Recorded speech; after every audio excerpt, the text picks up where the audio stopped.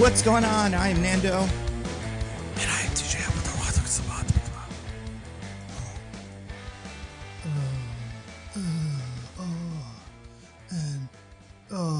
I'm Diggins, I guess. I just feel so sad. I don't know if I can even say my name.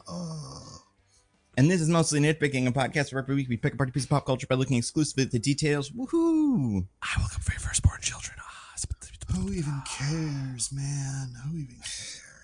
This week, we have easily the most confusing intro if you haven't read what the movie is. If you just have these set to auto go onto a playlist and then it just started. What's a movie where everyone whispers about being sad? I think if you Google that, this will come up, actually. Yeah. That's a good point. Yeah, we're talking about 2024's The Crow. Movie that another one of these, hey, look, it's already on VOD. That's probably not a great sign. Movies from this year. And that came out in August, which it also appears to be part of this. It was out of theaters in like 2 weeks. It was so fast. Is there a word we can use, like, that we can portmanteau with, like, August to describe what August was? Like, like August Massacre or something? Because, like, man, it was one of the worst, I feel like, months for movies I can remember. Upset August. Upset. I'm upset that it's August. The August Blues. Yeah, These are all that bad could be ones. The Orgastrophe. Well, that's not bad. Yeah, the like that. Orgastrophe. I like that. Because this seems like it was part of it, and it was right up there with Trap, Harold and the Purple Crayon. Twisters, I guess, made money. That was somewhat successful. Hey, we liked Trap. We did. We loved Trap. But yeah, this was the end of that month. And we'll talk about it. We have some thoughts. But before that, Diggins, you're back from where you were. How was it there? I was all set to go through with it. I was like fully on board. But then after the Orgastrophe, I really had to sit and think, like, is this really the worst thing that's happened? And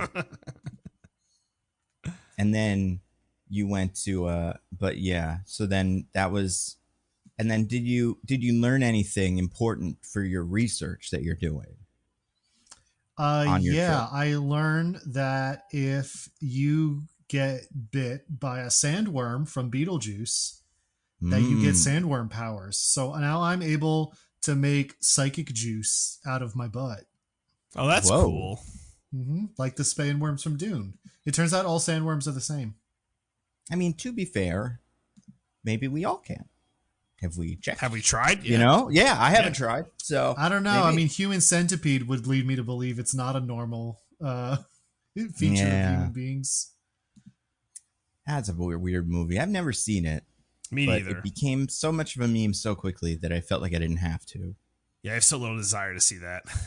It's one of those bad horror movies I've read the Wikipedia summary for. Yeah, same.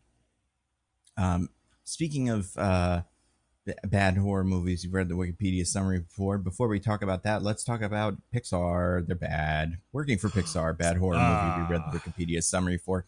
But so there was Inside Out 2 was such a good movie, Nando. Yeah, it was highest grossing animated film of all time, which is usually a good thing, but it beat Frozen 2, which maybe it's a bad thing. Maybe you don't want to be that because Frozen 2 stunk. But this one, I think who put this out? Was it IGN? Vulture?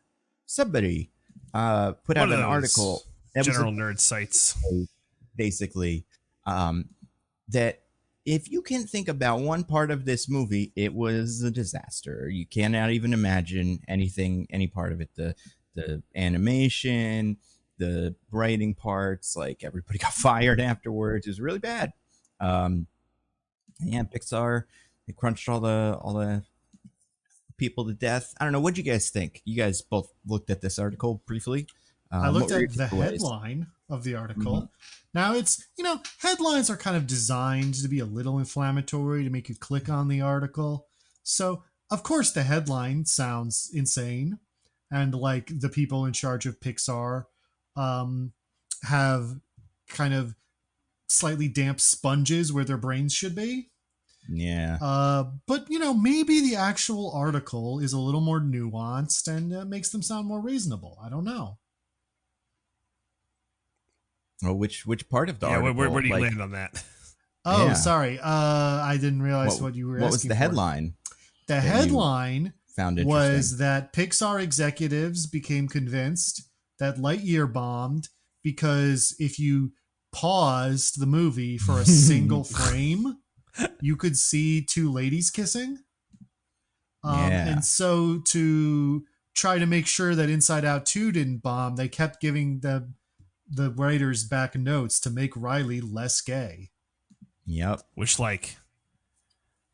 great notes, guys. I guess this is what the movie needed. I don't know, man. I was saying this before we recorded. If those were the notes they gave, they failed. Well, I said this before we were succeed. recording. We don't know how gay the original version of this was. Maybe there was, maybe there was a 10th emotion that we didn't even know about. Ooh. Lesbianism. Lesbianism, yeah. I mean, listen, based on how fast and loose this movie plays with what an emotion is, lesbianism would fit right in. Lesbianism, bored, 7, all could be emotions. Nothing matters anymore. Words don't mean anything. But yeah, that was pretty funny that they think Lightyear bombed because of the lesbian thing. Which, I don't know, man. They're weirdos. I mean, Nando, you and I watched Lightyear. Yeah, DJ, did you ever see I watched Lightyear. Yeah, I got around to it. Okay. I think we can all agree. There's some other things I'd say are wrong with that movie before I got to 1/17 of a second showing two women kissing. You don't say. Yeah. Like all the boring stuff in the middle, And also the beginning and the end. In the beginning. Yeah.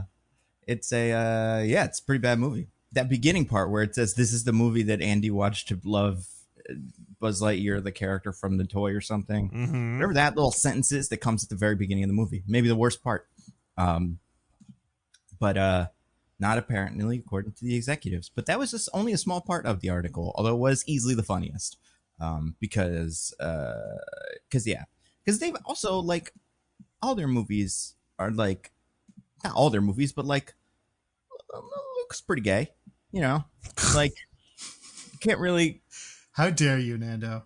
Yeah, How dare you suggest that these two boys and their intimate friendship and relationship and the metaphor about how they have to hide who they fundamentally are from their conservative Italian community because they fear they'd be ostracized if that part of themselves was revealed could possibly be a metaphor for being gay. Yeah, that was pretty gay, that part. And then what other movies did Pixar make recently besides this? Soul? I don't really remember anything from Soul. Somebody was a cat in it, right? Yeah, Tina Fey is a black man, and oh gosh, who was the guy in that movie? I think it was Jamie Foxx. Yeah, it was Jamie Foxx was a cat. Yeah. And did that bomb or did it make money? It came out on streaming, right? So yeah, because it was a COVID infinite movie. Money. It was a COVID movie. Yeah. So, Yeah. it made all the money. That'd be really funny if that bombed. Every dollar anyone has ever spent on Disney Plus was for Soul. Mm-hmm. And, like we've said, we all saw it and we can remember slight details from it. Jazz was involved. There was a boat or something. That's true. One guy, a hippie on the corner, had a boat. But then I wish Soul bombed, and then the lesson they had was don't make him a cat. Just they would look at the script and go, nobody gets to make cats in this. All right, take it. Make her as gay as you want. I don't give a shit. Just no cats. And yeah. And then there's Turning Red. I guess I haven't seen Turning Red, so I can't say whether or not that passes the. Honestly, Pixar that one's test. probably very heterosexual because the girl has a huge crush on a teen boy band. So does it get more heterosexual than that? And it's about her going through puberty. But is one of the characters in the background gay for a second, much like in Lightyear? Maybe one of the boy band members. I would say possibly. Maybe they look at each other. And they're like, based on my experience with boy bands, with the NSYNC, there was Lance Bass in there. That's true. Yeah, one of my favorite Lance Bass things. I don't know if you guys ever watched Sabrina the Teenage Witch. That NSYNC was on Sabrina once, and all the characters did a dance number with all the Sabrina characters, and it was like Justin Timberlake and Sabrina, one of the other ones, and the mom, one of the other ones, and the other mom, and then one of the other ones was also with the other mom, and then Lance Bass and the cat. And I was like, that is the best place to be, Lance. You nailed it. Yep. Don't go to that space. was subtle foreshadowing for the Sabrina Riverdale series from Netflix, where the Salem character is instead her cousin, who is a gay boy. Is that true? They kind of split out the Salem character into, like, there is a cat named Salem who's like her familiar, but like the personality goes into this new character who's her cousin. Yeah. Nice. I love Salem. Salem was cool. But you know, it isn't cool. Everybody getting laid off and getting no bonuses, which is also part of this. Apparently they fired 11% or something like that of the staff, 14%. So they're also bad for regular reasons. Well, and there's no unions that protect these people. So a lot of the people were expecting bonuses that they did not get. Cool. And, yeah. But Nando, obviously, I'm sure it says in the article, which again I haven't read, all the executives also like didn't give themselves bonuses, took big pay cuts. Like, it was really a tighten your belt kind of moment, and they were just making the necessary sacrifices. I mean, it's definitely in here somewhere. I can't find it, but maybe it's like a second article somewhere. But we wouldn't even read it because we'd see the headline and go, of course, we move on. You know, makes sense. Yeah. What else? Was there anything else funny about this? Not funny, sad, but weird, interesting. Funny in the sense that, well, Nando, would you say that maybe there's another thing in there that first you laugh and then you cry? Yeah, that's true. That's really a good makes point. You think. Oh, I know what it was. It was that they crunched all the guys. There was like people working 7 days a week. Oh yeah, in this movie. Sick. And yeah, insane. Dads missed a lot of birthday parties. Yep. Some dads maybe like that though. Yeah, that's true. Do you think one of the? I mean, like, I feel like this seems like it happens for all these movies, but I do think I need like a little stamp now, like the organic vegetable stamp that comes on a movie. Like the Transformers trailer ends with a stamp. We didn't kill all the animators, you know? Because I want ethically sourced movies. I don't know how you get it, though. I was going to say, the problem with that stamp, Nando, is that there would be no movies that have it. I know. Like, I feel like whatchamacallit, again, like my favorite movie from last year, Ninja Turtles movie, was notoriously not that or something. There were a couple movies that have come out that have been that. But I would say notoriously advertising it. Didn't crunch their I would say famously perhaps didn't crush their animators. I'll say notoriously because I believe that What If Food Was Penises movie did crush their animators. And that was also a Seth Rogen joint. So I was like, oh, good. He maybe learned something.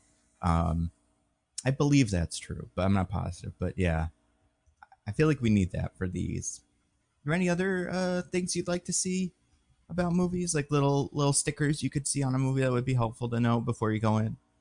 I would like to know if it's bad. I want a bad, like, this is bad. Just, you know, Netflix have a little, like, so they do, like, recently released, they do top 10, and they just put bad, just like right there. So then I know, right? It's like Rebel Moon. Well, that's top 10. Top 10 can be bad, right? It is. Always is. Netflix. Yeah, frequently. Top 10. This is information you can find out if you dig enough, but I would like just like a sticker on the poster or something, just to let me know no more than 2 people wrote the screenplay. Oh, that would be great. Yeah. That's pretty good. That'd actually be really handy. And yeah, I think that would be good. Because yeah, and that would be something that I think going into the movie, you'd change your expectations, perhaps even get to have a fun little thing where you're like, oh, how many people wrote this screenplay? You know, that could be pretty fun. The other screenplay thing, speaking of that I did learn from this article I hadn't read originally, apparently that, what was it called? Elio movie or something? Whatever the next Pixar movie is. Okay. Apparently is getting rewritten a lot, and it's a year behind schedule because they're basically doing crunch again, like Inside Out. They've learned nothing. Nice. Is what We love to one see of the it. sources here says. Yeah, That's so great. If there's one thing we can reliably trust in the movie industry, it's that they will never learn anything. which movie would you say is the best metaphor for that this company doesn't get it? What that they have made? Like, which movie looking back is like the one that you'll watch and go, man, it's crazy that they're the company that kills all the animators. Monsters, Inc. That's a good one. Maybe. Incredibles 2. Because that one's like That's You about know, like about how screens screens are or bad. whatever. But also, but it's also one like of the- it's over one of those- marketing and But it's one of those weird Brad Bird movies where it's like it's the villain Yeah. saying all of that. So it's like I'm not Yeah. supposed to agree with this, I guess. But also the villain's the only one articulating a point of view. So I come out of it like, well, that's the only thing anyone really said. So I feel like the movie kind of does agree with it. That's right. yeah. No, I just feel like Monsters Inc. is a movie about how an evil corporate executive is knowingly perpetuating a system that creates misery, even though he knows that not only is it not necessary, it is in fact less efficient than one that utilizes like joy and happiness. That's And not also bad. you know, climate change or environmentalism, whatever. Mm-hmm. I don't hate it. I think there's something to that. The other one I'm thinking about now is Ratatouille. Is there a metaphor in Ratatouille about working in creativity and stuff? I mean, there is, but I don't know that it's really about not killing your animators, right? It's more about Yeah. the idea that true like artistic talent can come from anywhere and isn't like the exclusive reserve of like high class establishments or something. You just need a little perspective. Yeah. How dare Little you. mouse. You know what? Looking at it, probably Lightyear, but nobody saw it because it was too gay. So they all turned it off before they could learn the message. Yeah. Then the executives were like, off. And then right after that, Buzz Lightyear was going to be like, I think I know what the problem is with the space engine. It's that we're crushing all the animators with it or something. It was really... They knew nobody was going to watch it, so they decided to put it all in there. Buzz say it. Very cool of them. Yeah, I don't know, man. Will this change? What could change this is the other question. What the executives not being Unions, bad? unionization or government Yeah. action. Literally nothing else. Unionization would be nice. There was a while where it seemed like they were going to do something. That stuff, maybe it is in the works behind the scenes, but that'd be cool if that happened. Yeah, the problem is I think the Disney snipers took out all the ringleaders on that effort. So we'd have to, they'd have to come up with some way to sort of anonymize the process. Yeah, and then they also had the Inside Out is like the highest grossing movie of the year, so why would they learn anything? Like, I know they keep stumbling into these successes, right? But I don't think it's the exclusive domain of Pixar. I think there's plenty areas in the Walt Disney Corporation where they are failing. But maybe these new immersive homes will work out. Maybe that's the new thing. So you Immersive can never homes? leave work. Nando, what's did you an not see immersive this? home? No, is it like one and they do it in a succession? It's the house Honestly, that you live it feels in. a little bit like the Land Cruises. Oh my god! Oh no! I'll let Diggins. Do you want to take this one? I know you know what it is. I know what it is. You probably know more about it than I do. Oh, I don't. Well, then we probably know the same amount then.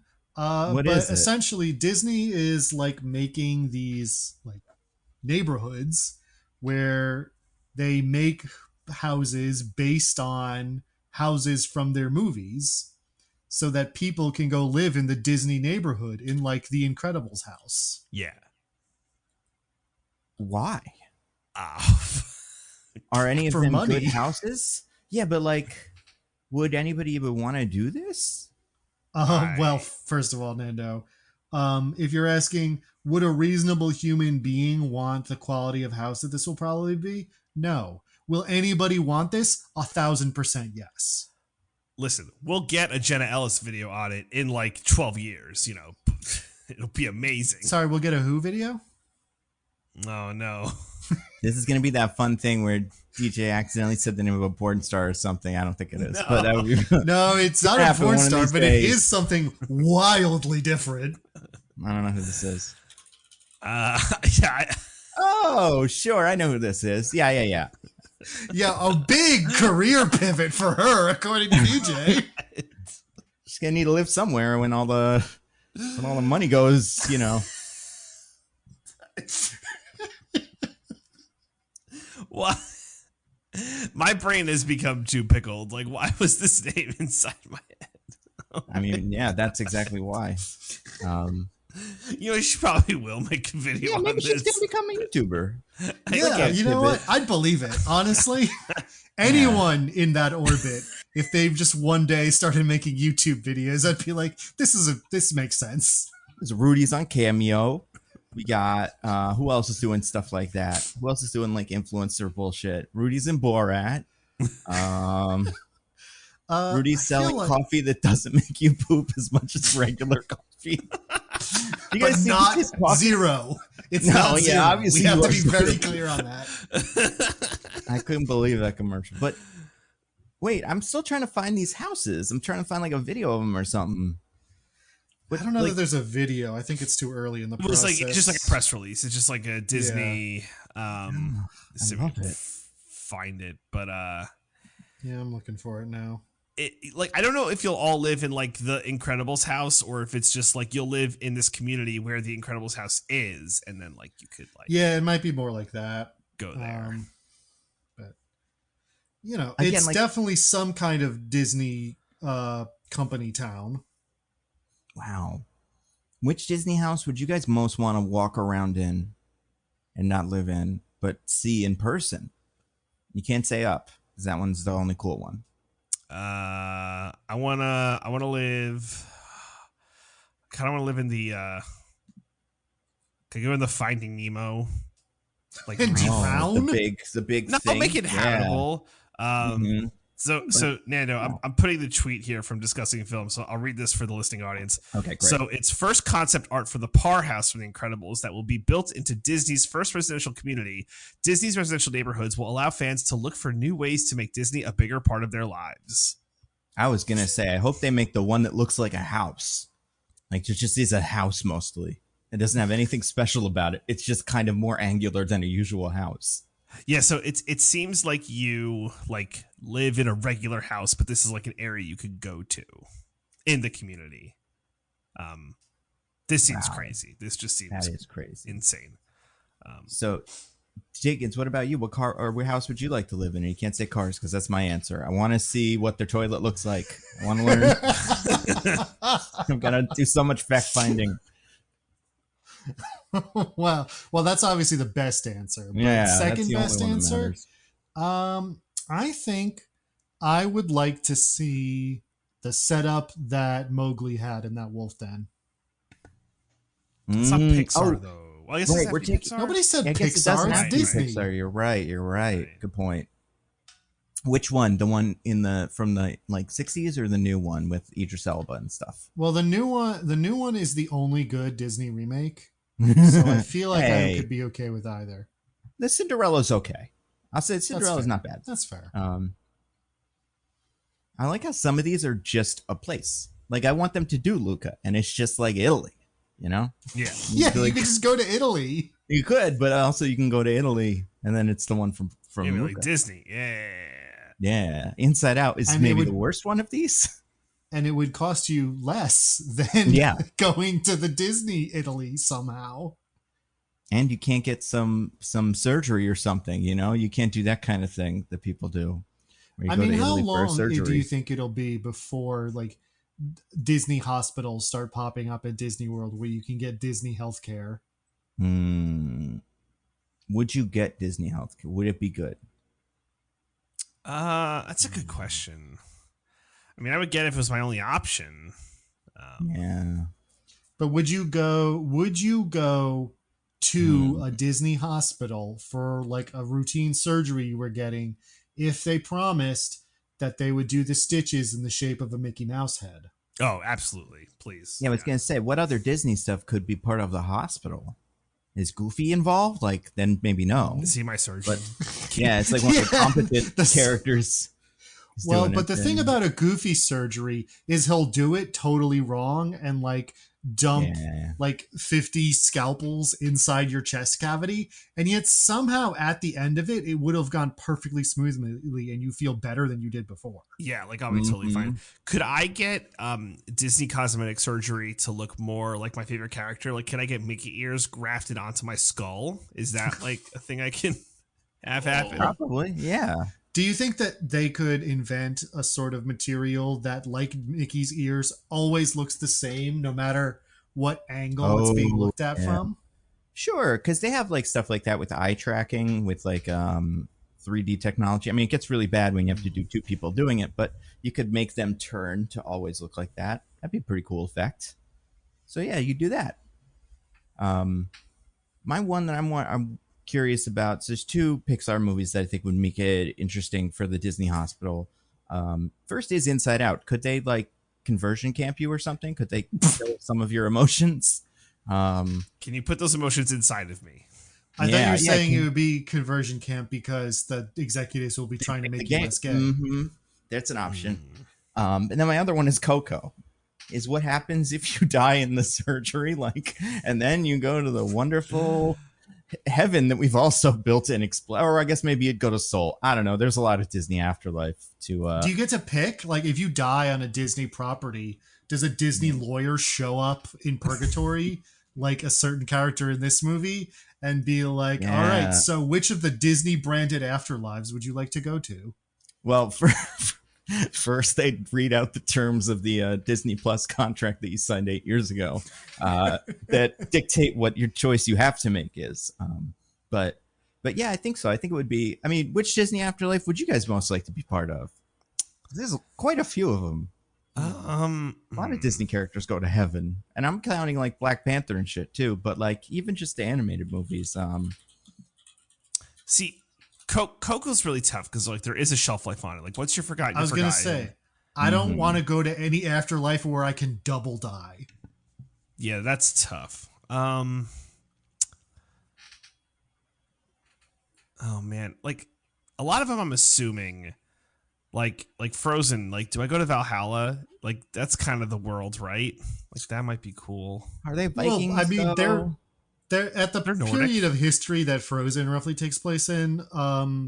Scandinavia has been Christian for like over 1,000 years. Ah, man. Well, I guess I'm going more purist then. Yeah, I'm just looking at a list of some interesting ones here. You got Mulan. Mulan, you could be an ancestor, live in the big pots or whatever. Or do they have like a shrine to the ancestors? That's not terrible.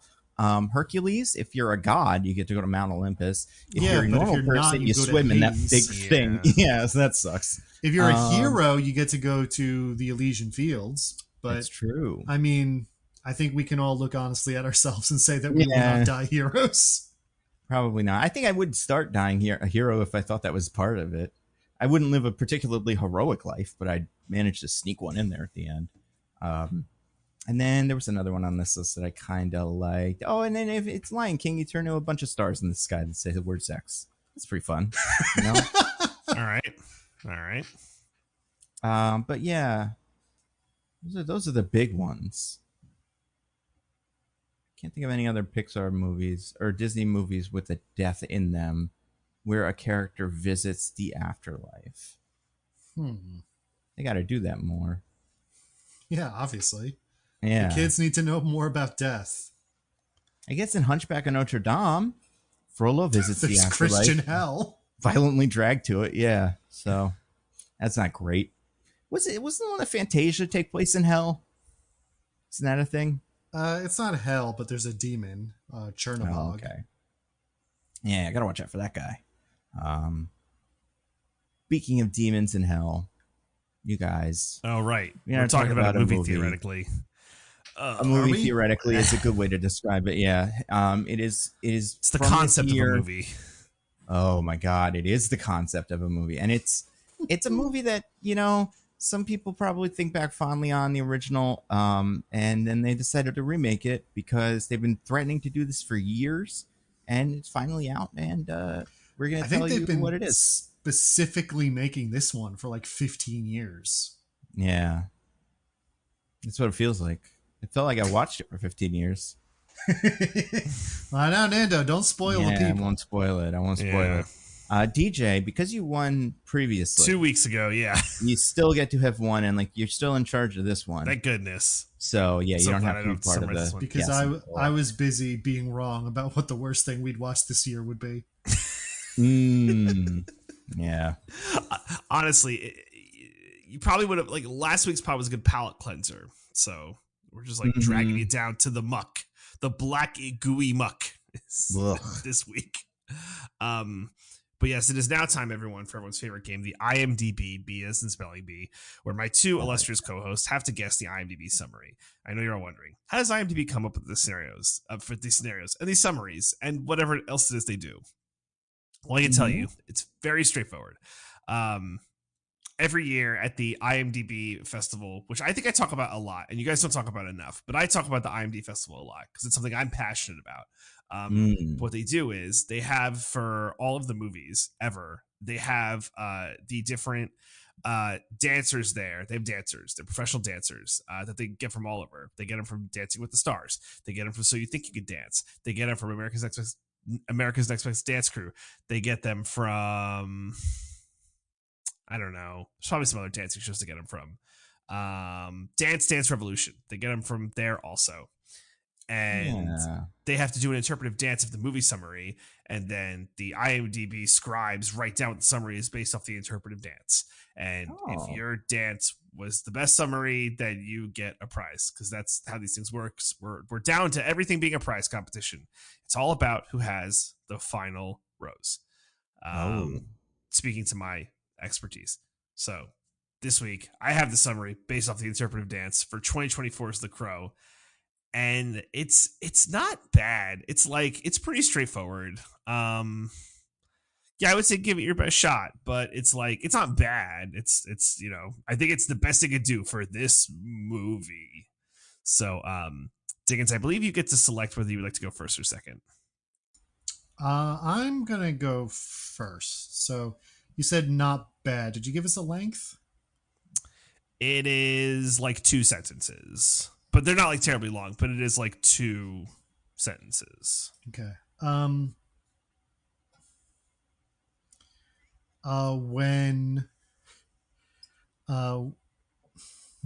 Okay. 1 second while I piece this together in my head. Okay. When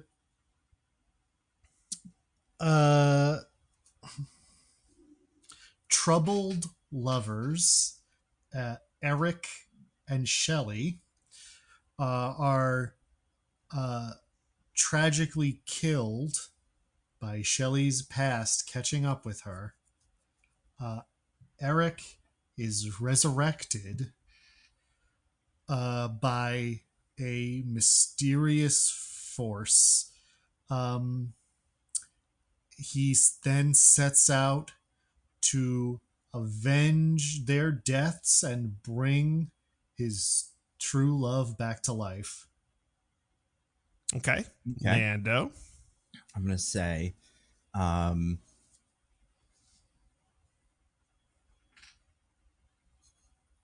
man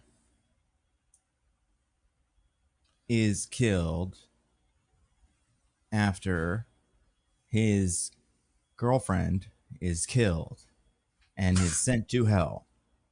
But, is sent to limbo or something. What, I don't know. We'll fucking figure it out. Let's start over. Okay. After man and his girlfriend are killed, the man makes a deal to come back to life to seek vengeance for his girlfriend's murder. He must search through a criminal underworld with newfound powers as the supernatural Crow. Okay. I'm really worried. Pretty close. I think I have a winner, but I would like to go to a tiebreaker that I've actually prepared. Sure. Okay. Is this a tiebreaker just for fun or a tiebreaker that might change things? It might change things. Like if neither of you get this tiebreaker, I have the winner. But if one of you gets the if someone gets a tiebreaker, they will win. Otherwise, I will go with the winner. But it's so close that this could bring it over the edge. Okay. Now. Okay, so now at one point, this film was intended to be called The Crow Reborn, which was like going to be based on like this like different original story.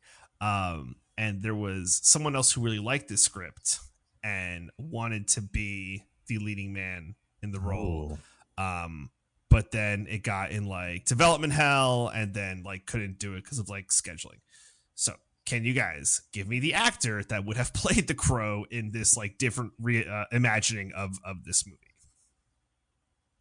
Can you give me a year that this would have taken place in? Okay. If you can't, that's okay. But not clear. But it seems like it was like a while ago. That's fine. Okay.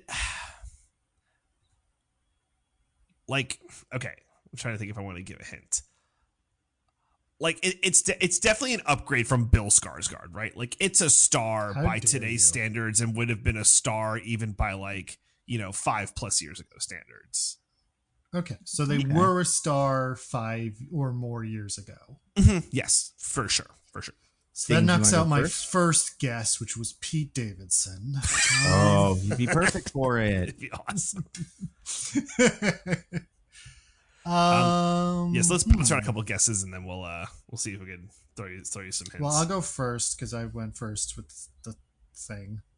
Mm-hmm. Would have been a star, probably on the younger side, given what this is.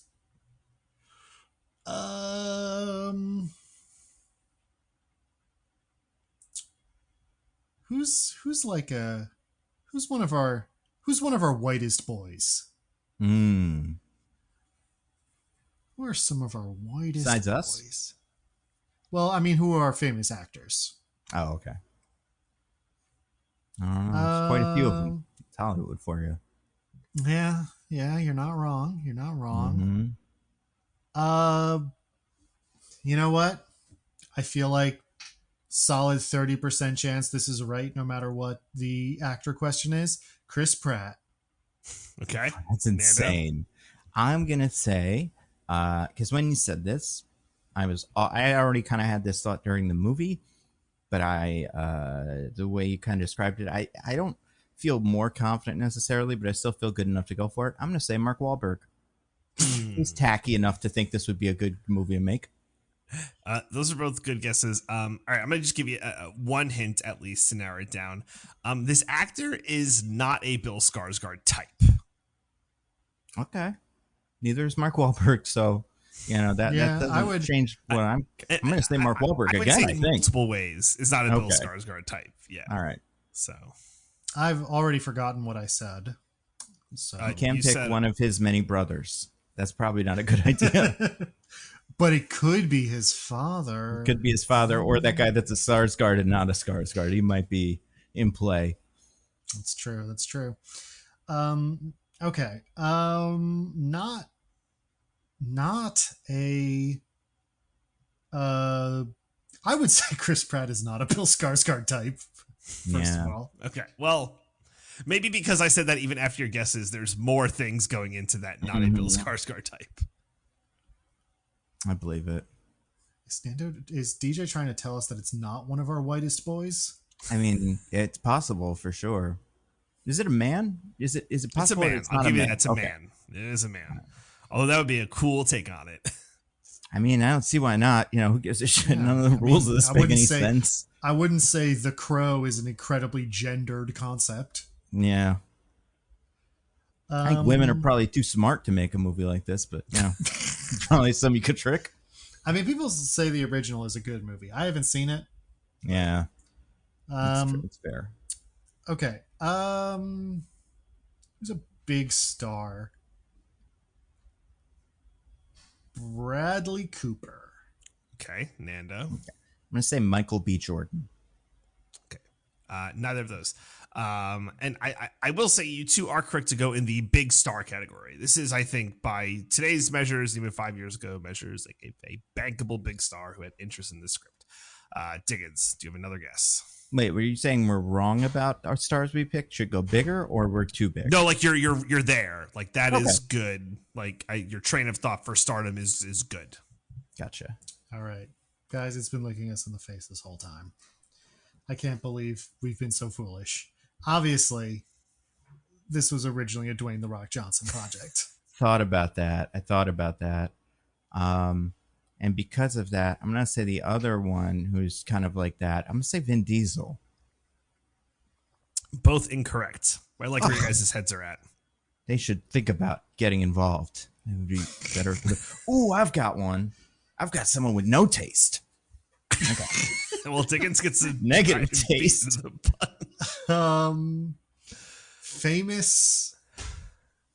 Big famous person. Could have been interested in this, not a Bill Skarsgård type.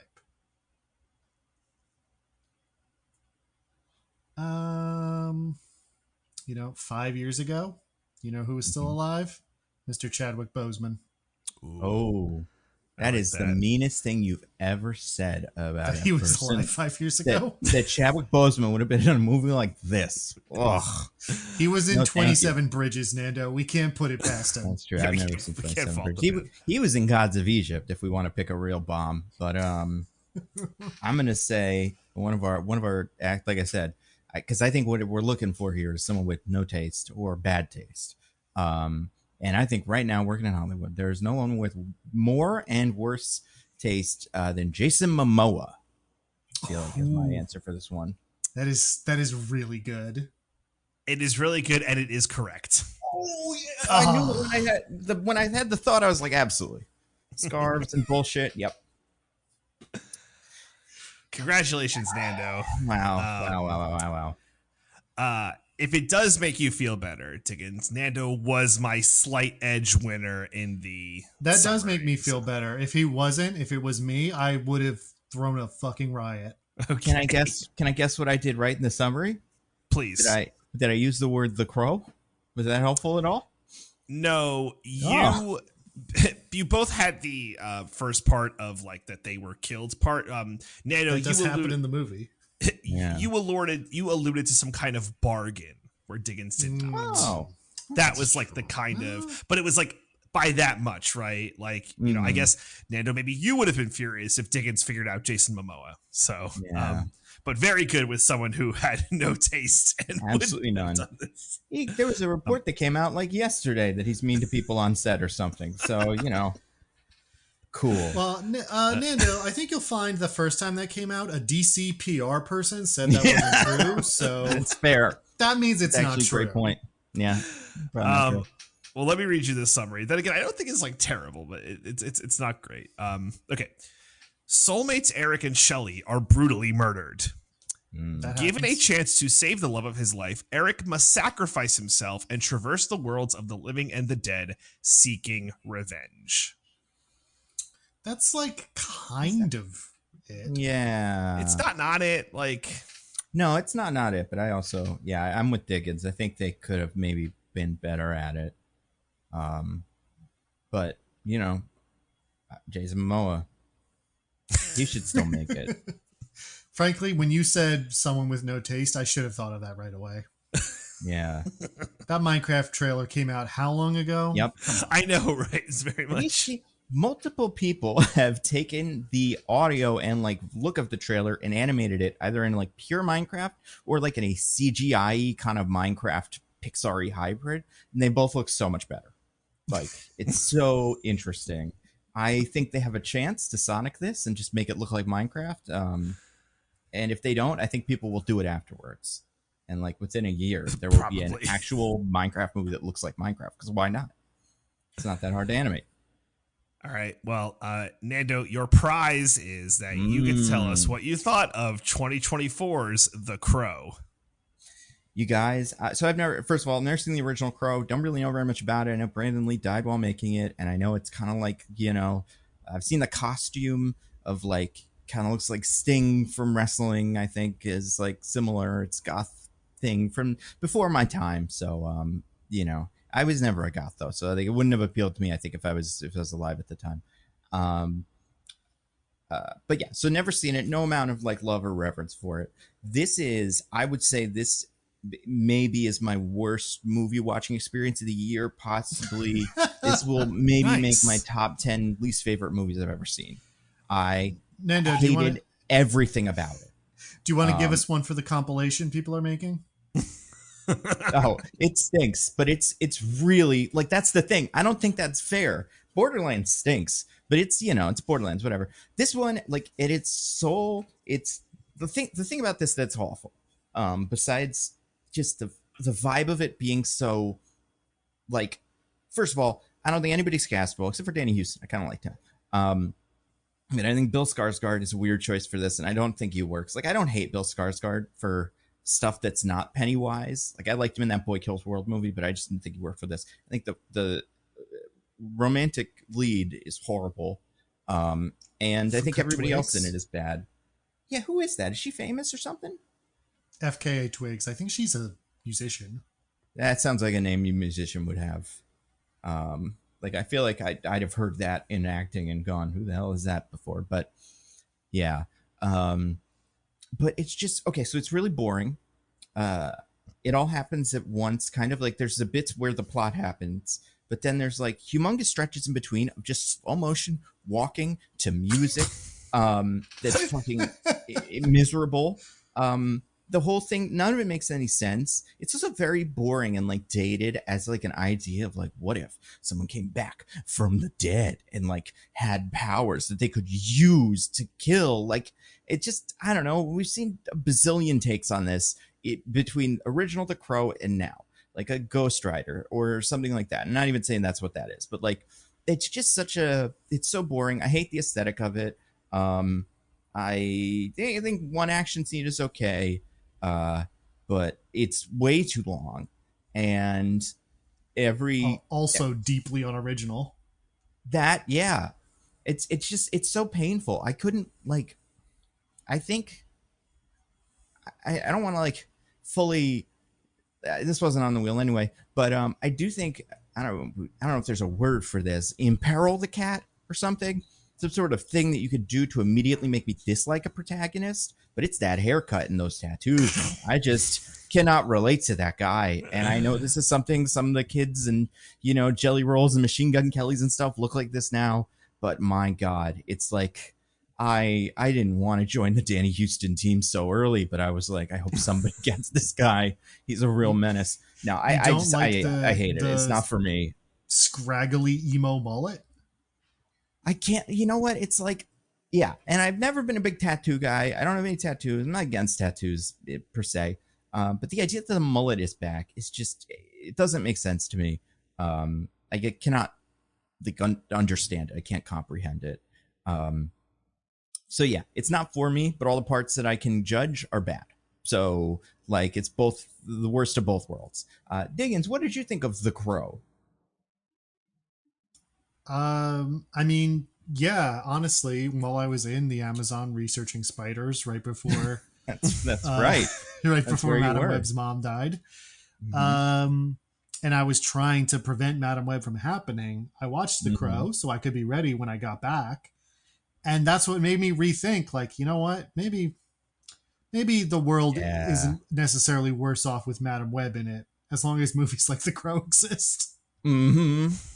It's so true, though.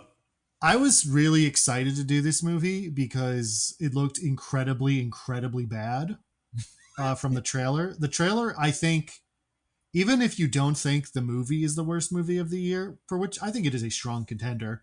Oh, yeah. I think we have to agree. Worst trailer of the year. Absolutely horrible trailer. Sure. It's so bad. Absolutely.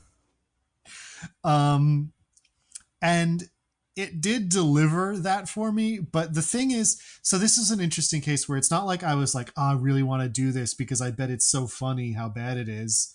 It was more like, I really want to do this because this looks like it's going to be the worst pieces of shit that come out all year. And I was right. Yeah. And that kind of brings me a certain joy that makes it hard for me to hate it per se. But it's very bad. Yeah, nothing happens. Everything you said is true. Nothing happens. There's like long interminable scenes of like, it feels like it's trying to go for like a mood piece or like a tone piece or something. And like, it really luxuriates in that first act, which feels like it's supposed to be us like coming to love these characters so that we can, care when they die more. But like, they don't actually do anything, and there's no reason that they like love each other given. They just kind of do, and then we see them hang out at like raves and stuff for 20 minutes with all that money they stole. They love those raves. So it's like, I don't it's not a good movie. I didn't enjoy it. It's very confusing and nothing happens and it's bad. What about you, DJ? What did you think? I feel so justified in my takes of like, guys, I think The Union's like an okay movie. It's like an okay action watch, It's like, give The Union a chance, because there is true just dog water out there that's like, it's basically unwatchable. And it's only an hour 40 minutes and it's basically unwatchable. DJ, if Nando and I had said this is the worst movie that has come out all year, nothing could ever possibly be worse, there's no way anything could be less interesting than The Union, you'd have a case right now. The Union is still a bad movie. This is just a worse movie. Yeah. But every time we see a bad movie and then we see the worst movie, it's like, I appreciate the, I appreciate the good. Like, there was a time, and I'm probably romanticizing it, but it was just like, oh my God, Argyle, what a failure of cinema. How could they have done this? I can't believe it. Argyle's journey. What a journey we've been on this year. But I was right. Argyle's not that bad. Me and Kojima were right. Honestly, probably. It's like we didn't give Argyle a fair share. It was only February. We didn't know what was down the pipe in 6 months in fucking August. We don't know what's left for the rest of this year. We might get something even worse. Joker 2, maybe. Yeah. No, nothing can be worse than this. There's no version of Joker 2 that's worse than this. Well, I shouldn't say that. Don't say that. I think that's 100% possible, but go on. Minecraft movie this year or next year? It's next year, Next right? year, yeah. Okay. But this is like a new touchstone for us, right? Like where we get to say, oh, well, but The Crow, right? So I think that's fun for us. And I don't even think Quibi could have saved this movie, because I say it almost every episode, but that's my new way to judge these bad movies. Like, well, what if it was Quibied and there's no Quibi version of this? That's like fine. I do believe I already said it. I think I said it about The Union, or I said it about some movie we did. Maybe it was The Pacifier. Not enough happens in the movie every 10 minutes for it to be a Quibi. But like this one is like just so embarrassing. Like you'd get an episode that's nothing but them like holding onto each other's necks in like various industrial goth settings. Oh God. Like, even in The Pacifier, like at least I guess the scene where Boy does Sound of Music and drops the lady is kind of funny and is like something. But none of us hated The Pacifier. No, like Nando and I didn't particularly like it, but we weren't like, this is an awful movie.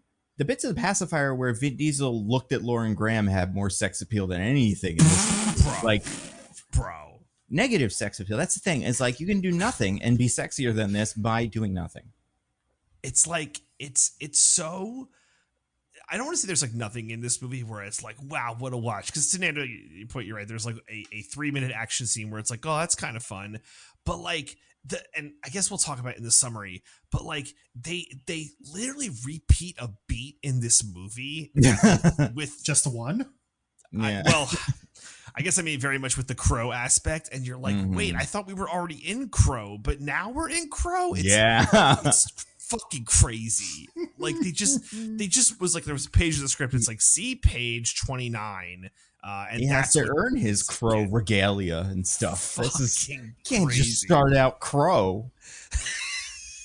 It's the Surfing Dracula problem, you know? Yep. These Really days, is. you start a Crow movie, he can't be the Crow until the end.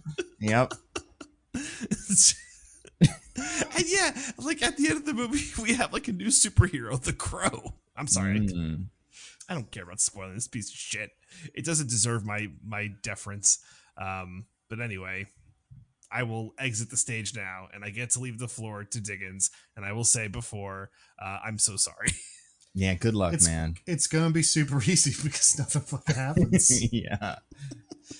So we open with little boy Eric Draven, who sees a horse that got stuck in some barbed wire, although also dragged the bar. It's not really clear to me exactly how this horse died. Yeah. Yeah. Like, there's barbed wire, but it snapped the barbed wire off and made it a little further and then collapsed from blood loss, I guess. Yeah. I But don't know, also, because the barbed wire kind of like snaps back when he takes it off. But then we later see in a second later, we see the full horse corpse and there's no barbed wire anywhere near it. yeah, you'd think there would be like the one thing that I was looking for was like, is this getting strangled by the barbed wire? But there's nothing on the neck. Like, unless horses have a second throat somewhere that I didn't know about in their like right leg, I think this horse is going to be okay. I mean, there's a lot of like injuries that are fatal to horses just because there's no way to get them to relax and sit still long enough for it to heal. Ah, that's interesting. So Okay. it could be like that situation. But I don't know. So a horse dies. A little boy is sad about it. There's like a 2-second shot that implies that maybe his parents aren't amazing. By which I mean, while the horse is dying, his mom is asleep on a couch, and you're like, I guess that means parents bad. I don't know. There's no time. Then we cut to Twigs. Yep. Twigs. Yeah. That's her name, Gotta right? stand for something, right? Like I don't. What's this person? Let's see. Her name is Shelly, and she is walking down the street, and she gets a text from her friend that has some kind of video on it, and she freaks out, and then she gets a call from her friend Zadie, who's also freaking out about the video. And there's scary people waiting in Zadie's apartment who like kidnap her. And so Shelly is like, uh-oh, and she starts running away. But one of those people is following her now, and she's like, uh-oh. But fortunately, she bumps into a random cop, which means that he's going to arrest her and send her to jail. They Well, like to be find fair, cocaine on her or something. yeah, But she bumps into a cop and spills like 18 different containers of pills of drugs. Like she is coming back from the Costco of pills, you would assume, based on how many pills she falls out of her little thing. But to be fair, I think if you watch that scene, it's pretty clear those cops are going to arrest her before they find the drugs. Yeah, right. Yeah, well, and this is another thing. In that scene, is she trying to get arrested? It seems like it. She's like, oh, if I get arrested, I'll avoid the heat. Right. It's not clear. And that's probably this movie. I agree. When that scene started, I was like, oh, she's going to try to get arrested. And then she does get arrested, but it happens in a way that doesn't seem deliberate. And it's weird. Yeah, I don't know. But so she gets sent to a place that I'm not sure if it's supposed to be like forced rehab, a mental hospital, or like, I don't know what's going on. Yeah. In there is Bill Skarsgård, who is that little boy all grown up, the little horse boy. And now he's getting bullied by all the other patients, except it turns out that's part of the therapy. Yeah. I don't know. They're in some weird kind of Clockwork Orange facility, but also sometimes it's really just not that bad. Yeah, it's very strange. It's called a recovery center. In case you're curious what that means, I have no idea. I guess it's supposed to be like a rehab, like forced rehab, court ordered rehab, what have you. So she meets him, and because she read the screenplay, she knows that she has to immediately fall in love with him. So they do that. They have a therapy session where they are told to walk forward if they think a bad thing has happened to them, which amazingly not everyone does. Shocker. And but then people show up looking for Fika Twigs. And she's like, if they find me, they'll kill me or something. So he helps her escape, by which I mean he takes her to the laundry room where you can apparently just leave. Yeah, we'll talk about it. I assume. But there's one other thing that happens before this. It doesn't happen in this area at all either. Oh, right. We see Zadie get brought to Danny Houston, who is apparently the main villain.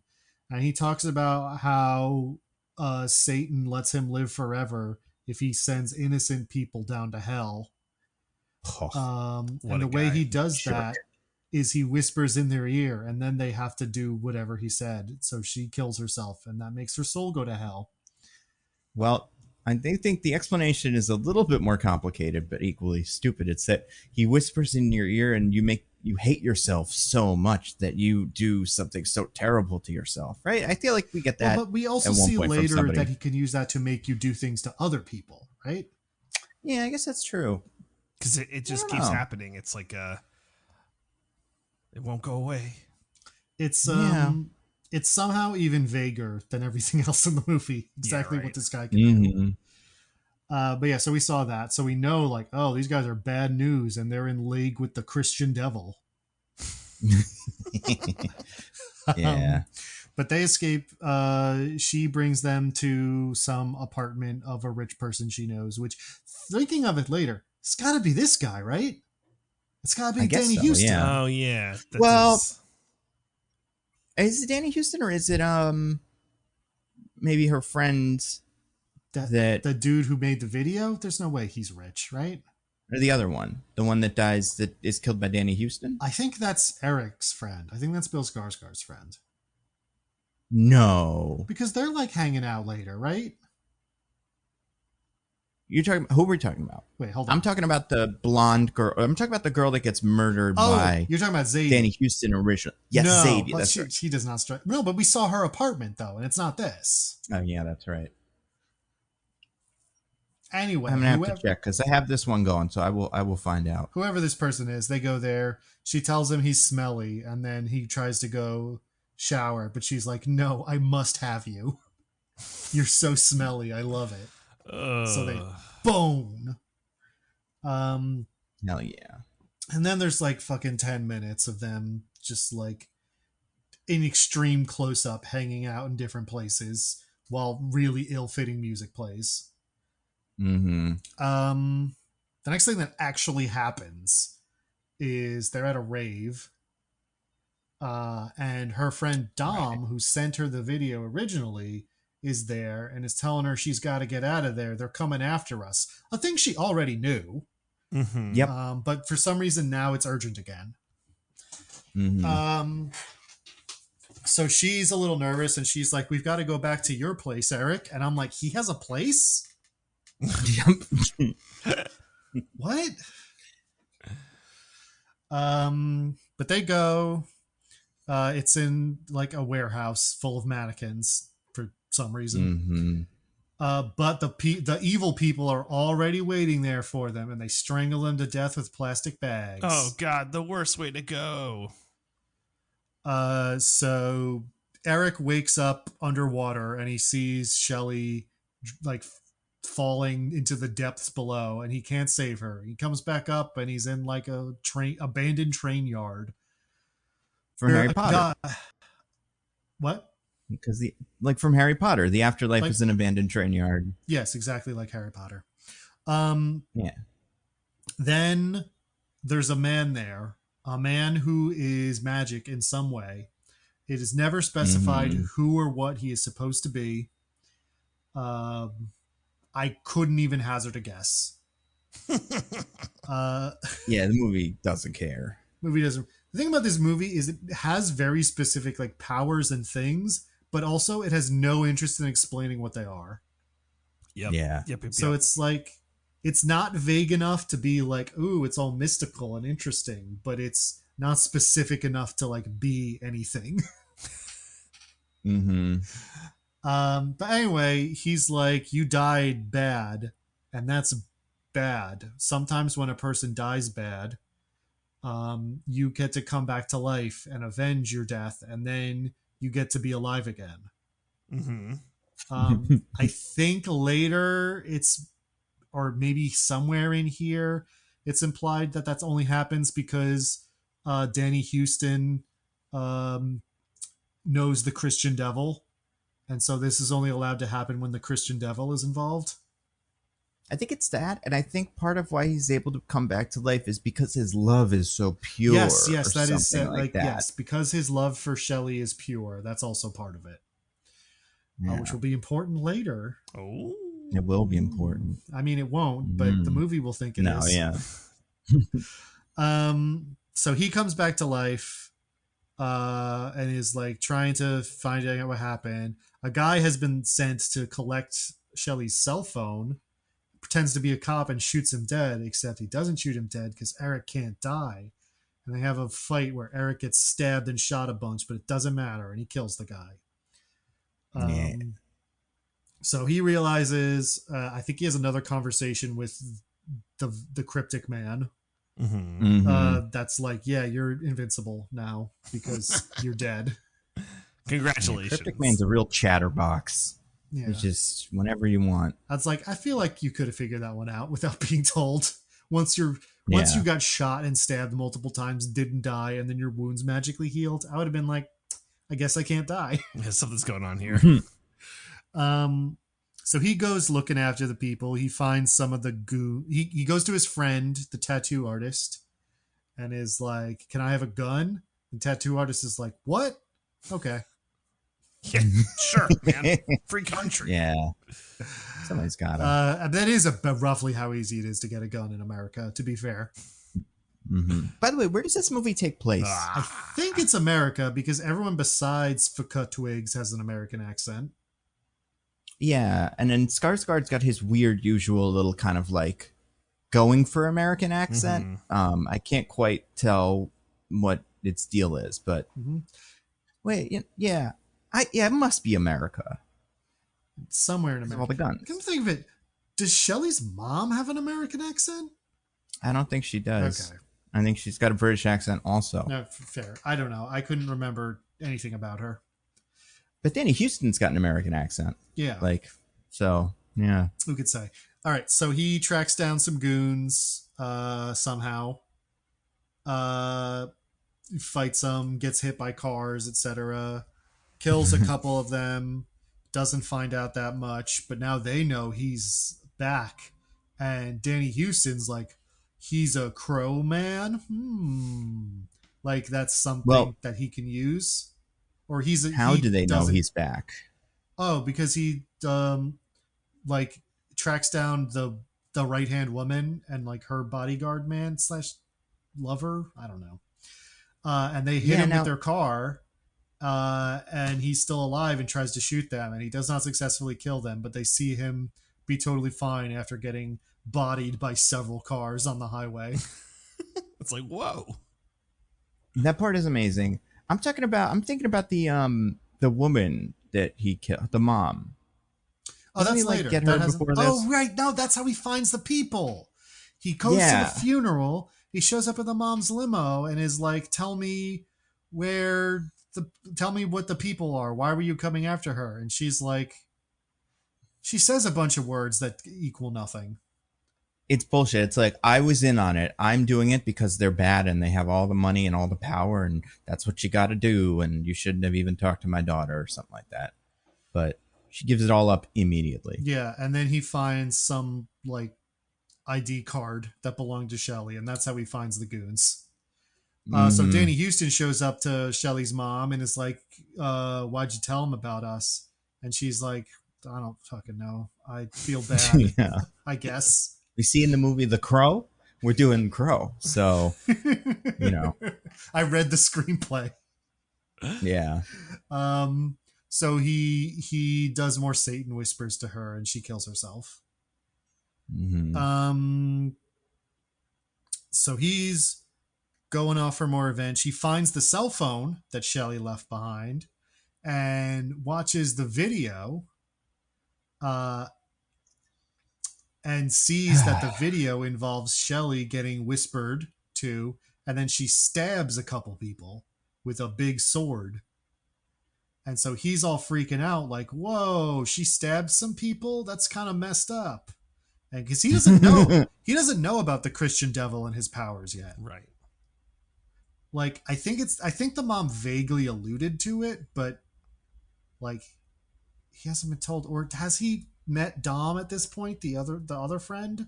I don't think so. Well, is Dom not the friend that he meets at the rave? Dom is the person at the rave, but then later he finds Dom again and talks to him. And Dom is the one who's like, he whispers in your ear and you have to do things. Oh, yeah, he does have this conversation already. Okay, so yeah, he does that, and then he finds the cell phone. The thing is that none of the order of these events don't matter, and they're all mired in like several minutes of absolute nothing. So it's really hard to remember the order in which they happen. Mm-hmm. Yeah, so he talks to Dom, and Dom's like, he whispers in your ear, makes you do stuff. He watches the video. Shelly stabs people. He's freaking out. He goes to his tattoo friend, and he's like, I don't know what's happening. I saw a video where Shelly stabbed some people, and it's making me question things a little bit, you know? Nah. But then some more goons show up who just magically know where he is at all times. It doesn't even matter. Yeah, devil told him, I guess, or something. The Christian devil said where he was, yeah. Yeah. So they're like, come with us, and he tries to fight them, but he loses. They kill his tattoo friend, shoot him with a shotgun. He falls into a tub and seems to be actually dead. He shows back up in Purgatory Rail Yard, and the cryptic man is like, watching a video of your girlfriend stab somebody repeatedly, mercilessly, made you question things for even a brief moment. Your love is no longer pure. Insane. Yep. Insane. So because the opposite of love is not hate, it's doubt. Yeah. I don't like, I'd be willing to hear the explanation if I found a video of my partner just like especially if I knew the Christian devil was involved. Yeah. I'll hear the explanation, but there'd be a part of me that's like, not great that you stabbed those people. Oh no, I'd be willing to give her. She's off the hook. Like, I don't understand why this guy isn't like, oh, I guess yeah, whatever. You can do whatever the fuck you want. Like, this man is unkillable. Why would you not just assume? Well, not why would you not just assume, but like, I don't know.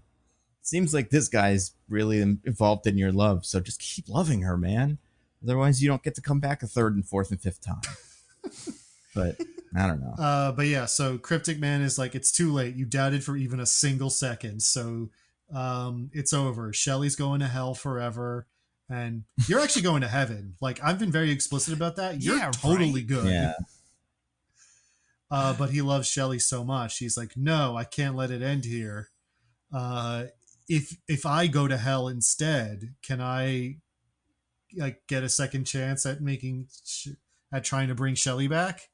And he's like, okay. And he does crow powers on him, and he crows out. Yeah. Also, he implies it's like not up to him. Like the guy in train station, it's like, it's not my decision. It's the crows or something, or gods. I don't know. Yeah. Like, until this point, I thought maybe he's supposed to be God, but then he's very clear at this point that he's not God. He's just like a janitor, or just like, a caretaker. Man. He also says I'm not an angel. So it's like, fucking, what are you then? What is this? Yeah, I don't know. Is he St. Peter? Is that what that guy kind of does? No, because he's not an angel. St. Peter's not an angel. I'm sure he is now, right? I think you get to be angelified. I feel like angel's its own species. If any of the three of us knows if saints are angels, it's you, DJ. That's a good point. No, they're different things for sure. Because there's no biblically accurate saints. I feel like if you're a saint, you're just like, you got the halo and the harp and stuff, but you're not like, angels are like, I feel like born in heaven. They're from there. Right. They're not, they were never humans. All right. Yeah. I guess I get this one wrong. So I'm pretty sure based on all of my, based on all my knowledge of watching The Crow. This is what I have to assume. Yeah, I'm watching The Crow, Watching some of the, like, Constantine. Dante's Inferno. Yeah. Oh, Constantine kicks this movie's ass. Constantine is like if this movie was good. They're making that second one too. Apparently, they're making some progress. Yeah, well, we'll see. Pretty. If it takes them 15 years to make that one too, maybe it'll turn out just as bad. I mean, the gap is apparently, about as long. Something like that. Well, it was a 30-year gap because The Crow came out in 1994. Right. But they've only been making it for like 15 years.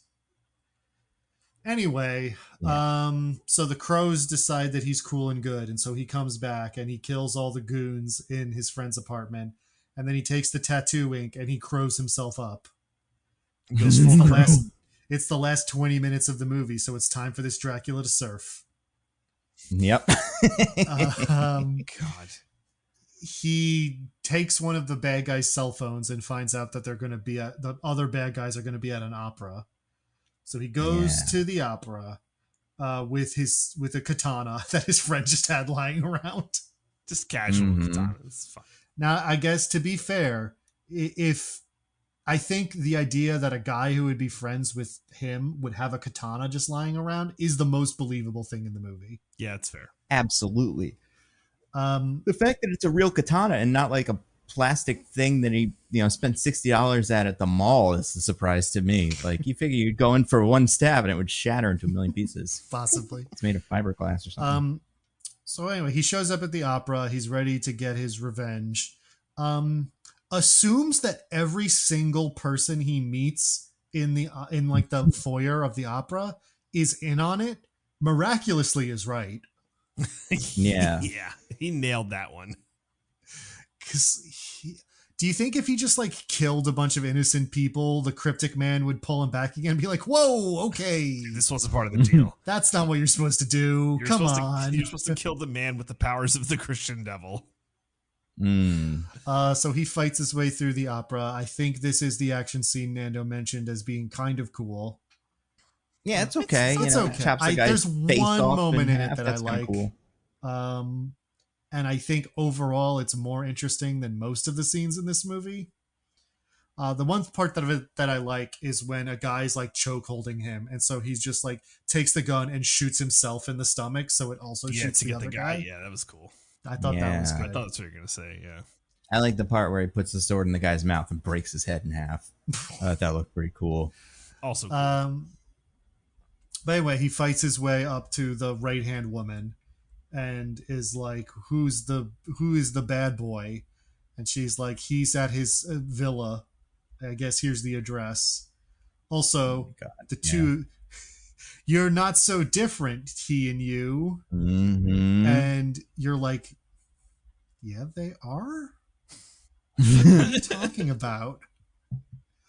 But then he kills her, and then for no reason takes the heads of her and her boyfriend / bodyguard and throws them into the entirely innocent audience of this opera. That should have been the moment when Mysterious Man was like, can you tone it down a little bit, please? I think he just thought that every single person in the opera house was involved. Like, I think that's why he killed all those people. He's just like, they're going to be at the opera house. Every person here is in on it. The worst part is he waited till the end of the opera. Like, they're doing their bows, So even if there were some people who were not having fun at the opera and were like, at least we got to leave early, they don't even get to leave early. I know, right? It's a real shame. Anyway, then he goes to Danny Houston's place. They have a showdown where Danny Houston is like, maybe your girlfriend was evil, which I guess creates another moment of doubt for long enough that he uses his Christian devil powers to start sucking out his crow powers. But then Eric remembers how much he loves Shelley, and so he gets the upper hand again. And they go to the Purgatory train yard, and he has some horrible looking CGI creatures drag Danny Houston to hell. Yeah. And then because he succeeded, Shelley wakes up being resuscitated by like a paramedic who is the cryptic man. Oh, right. But also Eric's body is next to her and he's dead maybe, but he doesn't ascend to heaven or descend to hell. He stays in purgatory as Crow Man and is like, I'm Crow Man now. I'm now Crow. Yeah. And then the movie ends. We have a new superhero. It's the Crow. I'm Crow Man. Also, like a wild outro narration. Yeah. Do you remember that? It was like my brain blocked it out to protect myself. So he's walking around being all dramatic and shit. And he says, our souls will find each other again. Until then, all I'll have is the memory, but that will be enough. And then there's a big pause, and then he says, almost enough. And I'm like, what the fuck does that mean? Are you now, like, gonna leave hell or something? How? Like, what is the point of that? Can you not just be content? Is this like a sequel tease where he's like, but if they have to do more Crow stuff, right, if there's more devils, that's why I'm gonna do it. Kill. I think so. I think they were trying to be like, if this hits, might make some more. Mm-hmm. I mean, smart. He's like, his powers are he can't die. That's all the powers. Like, I feel like the Crow is like very beatable. Like, I feel like if you want to, I kind of like that though. I like that the power is just like he won't die, because it is something that's not just like he's an invincible Superman who can never lose. It's like he's still just a guy and has to figure out a way to actually do stuff. But not being able to die is a big advantage. Yeah, but if he's like detained, like if enough cops got on top of him and arrested him, he'd be pretty fucked, right? Like, how would he get out of jail? He's so lucky that I think only one person in the entire movie thinks of, if I, a bigger, stronger man, just hold him down, there's nothing he can do. Right. Yeah. Yeah, that's the movie, guys. That's the whole movie. There's no post-credit scene. No, there isn't. Thank God. Imagine. Yeah. Awful. Oh my God. Well, I mean, yeah, I can't even imagine what it would be. One of the side characters being back to life or some shit. I don't know. Yeah, all the henchmen get pro powers. Now they're one of the anti-Crows. side characters is in purgatory, and Cryptic Man shows up and is like, "Perhaps you will be Crow Man now." Yeah. Jason Momoa comes out and it's like, hey, Jason Momoa jumps out of one of the pools in the train yard and is like, "Wahoo!" Yeah. I mean, yeah. And you know what? Speaking of trains have wheels. I got a wheel. Big old wheel. Not really that big because we got a lot of it already. I'm gonna spin the wheel. Tick, tick, tick, tick, tick. And it lands on one of Diggins's. This is a line spoken weirdly, so I want you to say it. It's so, you know what it is. This is when they first get to the apartment after they very easily escape the recovery place they've been being held at. Where, because like they barely know each other, so she's like, you can stay if you want, but like you don't have to. And he says with the weirdest inflection, like, I want to stay. He really does. It's so bizarre. I wish Diggins were exaggerating, but like that's pretty close. And like, it's tough because he's Swedish or whatever. But like, listen, hey, it's not his first language. I get it. Sometimes you say things a little weird. Do another take. Yeah, right. But this chemistry, you'd lose out on the white hot chemistry. Yeah, that's true. That's how do you lose out on that? The chemistry where she's like, "You smell so bad." I love it. Mm-hmm. And then they bone. They bone so much. I think. Correct me if I'm wrong. I think we get a little Skarsgård butt. Oh yeah, you get a little Skarsgård butt earlier too in jail. I think we get a little bit of Skarsgård butt. Yeah. Right, but earlier we get a little bit of Skarsgård butt just by itself. Here we have some Skarsgård butt feebly thrusting in the direction of FKA Twigs. Yeah. Awful. Just awful sex scene. Everything about it I hate. It is pretty bad. Nando, you nailed it when you said there's negative chemistry. It's like, there's nothing here, man. It's like, we'll talk about a movie later, maybe, who knows, that has some weird sex scenes in it and like it makes you feel kind of uncomfortable.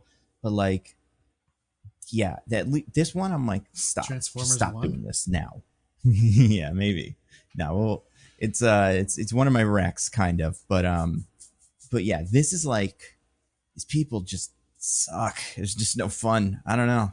They're so weird. I think it might have been salvaged. Well, first of all, it might have been salvageable to me if Bill Skarsgård didn't look like he walked out of a 2004 Hot Topic 3 seconds ago. But also, it might have worked for me if she didn't specifically call attention to the fact that he smells so fucking bad right beforehand. Yeah. That's why she's so crazy, you know? She doesn't even She's like guys that smell good. I'm like a joker. I think good things are bad and bad things are good. Yeah. Which might as well be a thing she says later. Yeah. I mean, look at this character. Like, there's no way these guys don't smell most of the time. You know, like they're at raves, they're at like because at the end they're like dancing in a field like hippies. Yeah, they look like they're two celebrities who in an interview say they don't believe in washing their children. Yeah, without a doubt. Oh my goodness, just awful. Yeah, there's a weird line. What do we think of Stellan or whatever Bill Skarsgård in this? I don't know. He's such a nothing. Like, the accent doesn't work. There's one line. That's like only line read I liked, where it's the end of the movie, and I think this is in the trailer, where it's like you don't know what kind of hell you're going to, and Bill Skarsgård goes, "I do," and I'm like, oh, not bad. I felt something there. I mean, I don't think he's like elevating the material at all. I also don't think it's his fault. Like, looking the way he has to look for this and saying the things he has to say, it's like, how much mitigation could he really do? Right. Yeah. For sure. And I think he's got I think he reacts in a way that's fine. Like his eyes and stuff. I don't know. I do think if you're going for this look, I think he's a good choice for it. I think he looks natural in the look, in so much as any human being on Earth could look natural in this look. Yeah. Do we think Jason Momoa would have looked better as the Crow? No. Well, I think of like a long-haired, like very wet, like Roman Reigns kind of look, you know, with like the coat and everything. You know, it's more like a different. Yeah, I mean, I feel like he's definitely done this before. Like he's had movies where he's dressed like that, probably, right? I don't know. Trying to think. Game of Thrones, no. Yeah, imagine just Khal Drogo comes out in a black leather coat. We will take Westeros. He's like pulls out a sword. Everyone's like, "Oh, Khal Drogo got a nice little like fit up." I just think this guy has to be rail thin. There's just no way it works if he's not. I get it. That's fair. I get it. Jesus, yeah. He's not. Yeah, he's not. He's weird. Is there someone you actually think would have made this movie good? Oh, could anyone have elevated I think the material? It's unsalvageable. Nick Cage is Danny Houston. Well, that's not bad. Oh, I mean, yeah. I think Dan Houston was fine. I mean, if I've got to give the rose to somebody in this movie, I'm giving it to Danny Houston. I'm saying, is there a Crow that could have worked? Like, do you have any actor who you'd be like, they'd be a fun Crow? Oh, like fun? Like, well, I mean, fun is a different story, I guess. Because, yeah, like the Tim Robinson version of this would be pretty awesome. Haircut and everything, and then also all the sex scenes. Oh, ooh, get some Tim Robinson butt. Ooh, don't threaten me with a good time. The thing about this that's weird to me is like, this is it's like a very, I don't know who it's for besides like goths and whatever. But Bill Skarsgård from also 2004. Yeah, like right, not yeah, goths goth now. adults, not Beetlejuice goths, and also only like teen goths and like annoying fake goths who hang out in Hot Topic. Not like, it's such a specific subset.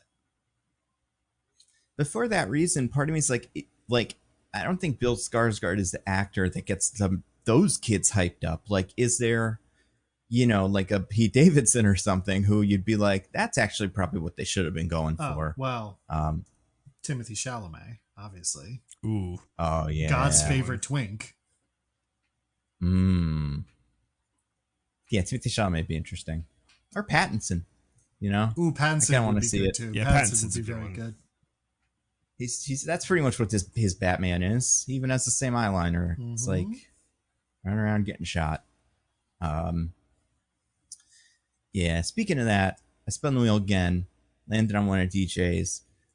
Hey, little mama, let me whisper in your ear. So this is Danny Houston's thing, or the Yang Twins? Or I mean, it's whatever? like both, right? So there's a lot of ways that you could have like demonic possession happen of just your side characters from the main villain. This movie does a choice, and that choice is to have Danny Houston just get very close in the ear and go Yeah, that's And the thing. it's is, disturbing. Like, we can hear it, but it's not words. Yeah. It's like the worst middle ground. Yeah, it's not like right. It's not like the position of look into the depths of your souls and see the sins you have committed, right? Or like some like Ghost Rider shit. Even though I know that's not this, but it's better. Yeah.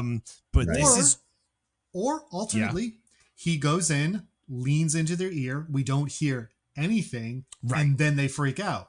Also Right, effective, I think. right. But this is like right. It's gibberish that we hear whispered and also sped up to like 1.5 speed. Like It's like he's in The Sims or something. He's like nonsense language, or it's like he's like going like to a cat, like it's like and like it's it happens like 4 or 5 times, but like really spread out. So it's like your brain, like enough time has gone by where your brain forgets it happened, but then it happens and you're like, right, we're still doing this dumb shit. I mean, yeah, and it's the craziest part is, what? Can you remember a recent movie that did this better than this? One that we did covered on the podcast. Oh, I'll say recent, within like a year or two. I know pretty what you're recent. talking about, but I can't think. The exorcism, the Pope's exorcist. Did that happen? And probably, They didn't do but the not whisper the thing. same. No. Yeah, this is something very specific. Okay. Like, I remember A there was a character- thing where a person like whispers in your ear, and then like you have to do the thing they said or something. that's right. And that's Oh. not just like, I'm sure other movies have done this, but this was something that, it reminds me of, there's that one episode of The Twilight Zone where the town goes crazy, and it's like, you hear the thing and then you go crazy and you tell other people and they go crazy. It's kind of like that. I'm like, it's not Jessica Jones. I mean, it's not, but It's it's the not unlike Entourage Jessica movie. Jones. Yeah. But What was it? But Nando? yeah, Put no. us out of our misery. Shazam 2, Fury of the God. This was Lucy Liu's power. Yes. Was whisper in your ear, you go crazy. You go to the next guy, you whisper in them, and then they go crazy. My Hers brain you refused did to hear, remember but it- that the Shazam movies existed because it wanted to be happy. Yeah. And vaccinated. But yeah, in this one, in her version, there's more of like an effect. So it sounds more like demonic, and like it doesn't, she is just saying kind of nonsense, but it's also like modulated. So it sounds a little weird. Right. Whereas this, just barely does. It's pretty weird. Yeah, they like put effects under it, but you can very clearly hear Danny Houston just going. Do you think this was the kind of thing where, like, if you had to do this take 50 times, by like take 30, you're saying funny things to try to get the actor to break? If I was him, I would be every single time I would be whispering just like complete bullshit into the person's ear. Right? Yeah, Like, that'd be pretty fun. They're, now the director's fly is open. I would be very topical. I would go, they're eating the cats. They're eating the dogs. Well, I was gonna say, Donald Trump dropped out of the Talk to a podcast. That would be what I would whisper, and Well, then guys, we they gotta would go stop filming. insane. Hold on, huge news. Yeah, He's not doing it anymore. He was going to do it, but then because of the assassination attempt, he's not doing the Talk to a podcast. I think that's just the excuse. The real reason is he found out that she said she wouldn't give him a blowy. Yeah. I mean, yeah, he's not a good interviewee, but I mean, if there's ever been an audience for crypto, it's that one, right? Like, I feel like you got to try anyway, buddy. That's your marks. But yeah, Danny Houston's weird in this. Do you think he like asked the guys, like, are we sure? Or maybe he thought like in post it would be way better, like they would put the demonic stuff over it. But did he see it and be like, oh man, I really thought they were going to edit this more? I mean, I thought that they were going to do the whole thing like sound designed in post. I didn't think we were using my audio. And I think every scene he's in is okay. I cannot imagine being him, going to the premiere of this, and then just watching the scenes that he's not in and be like, oh, fuck. This sucks, dude. Get me out of this as quickly as possible. Like, it's just them rolling around? Oh, no. Wait, what's going on in this train thing? Like, he would just say, yeah, it'd be awful. Usually in movies, like, it's not as partitioned, but with this one, it's like, nah, he would have no idea. Like, I feel like for a movie like this, that Danny Houston now needs to put in his writer, like, you send the producers and me the dailies. I see every single shot, just so I know, and I could ugly Sonic my way out of this thing if it doesn't look good. I would put my own money into it. I'm not picking another The Crow. Danny Houston's in 4 total locations the entire movie. Yeah. Mm-hmm.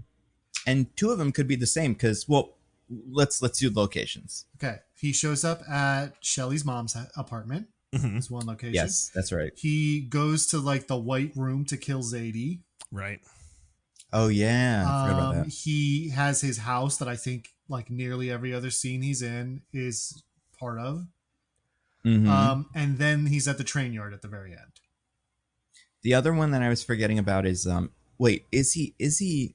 Where is he when he watches the woman play the piano? I forgot that. His intro is her playing piano. That's the same place where he kills Zadie. Okay, yeah. Then right. Is the Opera House another location? He's never there. He's not at the Opera House. Oh, okay. Yeah. Okay. I thought about that. Or like I've made that mistake myself. But yeah. What's your favorite Danny Houston movie, you guys? I guess this one. Wait, what? No. I don't know any other movie he's in. I mean, maybe I have watched other movies with him and I just didn't realize it. I mean, it would have to be none of them. But a quick Google search tells me that I loved him in X-Men Origins Wolverine. X-Men Origins Wolverine. So there's that, which is great. He's bartender in Leaving Las Vegas, the movie Nick Cage won an Oscar for. That's right. He's also the bad guy in the first Wonder Woman movie. Oh, yeah. It's like the Nazi, or not a Nazi, but the German scientist guy. Oh, okay. Cool. I was in The Aviator. Yeah. Okay. Yep. He's in a lot of stuff. Like, that's the thing, is like, he's one of those guys kind of like Richard Kind who like takes a lot of projects, you know, and like doesn't say no to stuff. But some of them aren't too bad.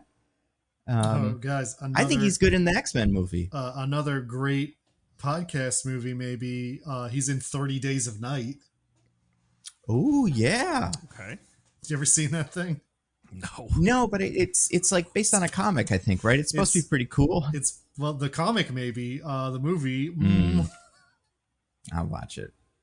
He was also in Succession. He's one of the lawyers that they have to keep going back to. So, and he's in the new Naked Gun movie they're making with Liam Neeson, which I'm kind of excited for. Maybe, I don't know, maybe it'll be bad, but I love Naked Gun. You guys ever seen those? A long time ago, I did watch them. I mean, how else was I going to get my daily recommended dose of OJ? Mm-hmm. Yep, he's a star. Mm-hmm. A star that did nothing wrong. Yeah. But yeah, I like Danny Houston. Do you guys have a favorite Bill Skarsgård movie? Do you like him in anything? Oh, man. He's mostly known for being Pennywise. I was going to say, right? does he have a big thing besides Pennywise? Oh, sure. He was in Barbarian. He was a bad guy in the John Wick movie. Most recent one of those. Who is he in Barbarian? The first guy. The guy who's at the house with her. Oh. Yeah. And he's got a cameo in Deadpool 2. He's the one that throws up acid. Okay. Oh, he's in, he's in John Wick 4. Yeah, he's the bad guy, the Marquis. Yeah.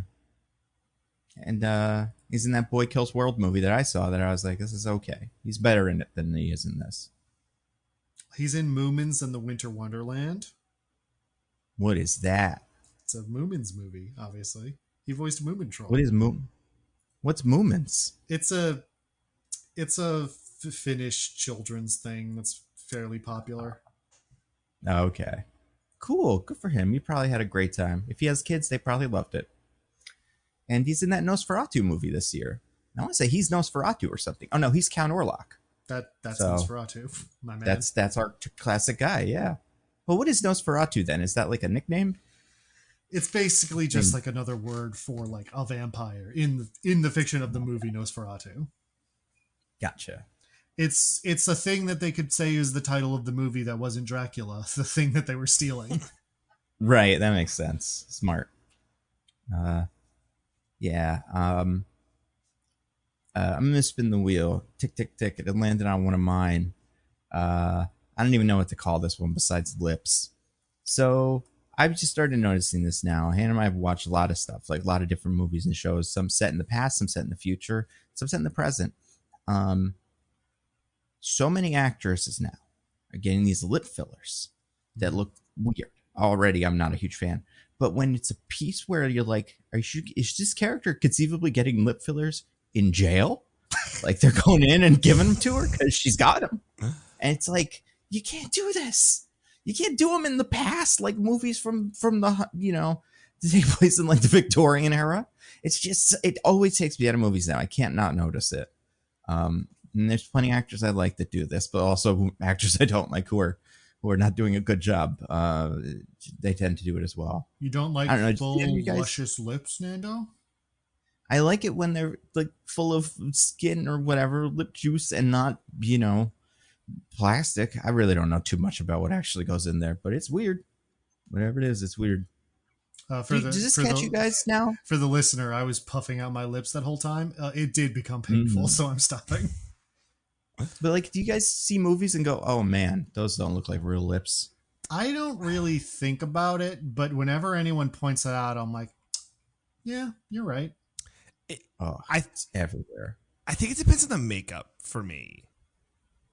Like if there is some atrocious makeup that makes it obvious that the lips are fake, or there's other stuff kind of going on. But yeah, it depends for me. The thing about it that's so strange to me, and like I really didn't know this before I like started looking for it, and I can't remember what the movie or show we were watching a lot of was, where it kept coming up every time, and it was a show I liked too, and every time I looked at the main character, I was like, oh, right.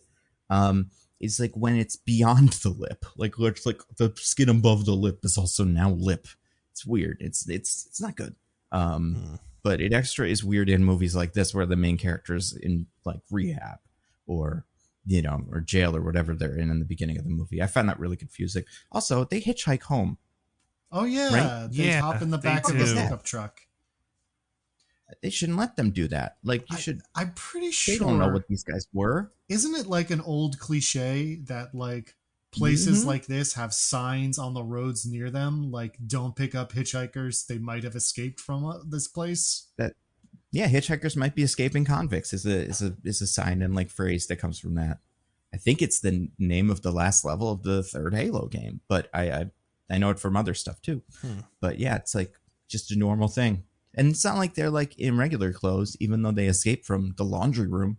They're in their prison clothes. Mm-hmm.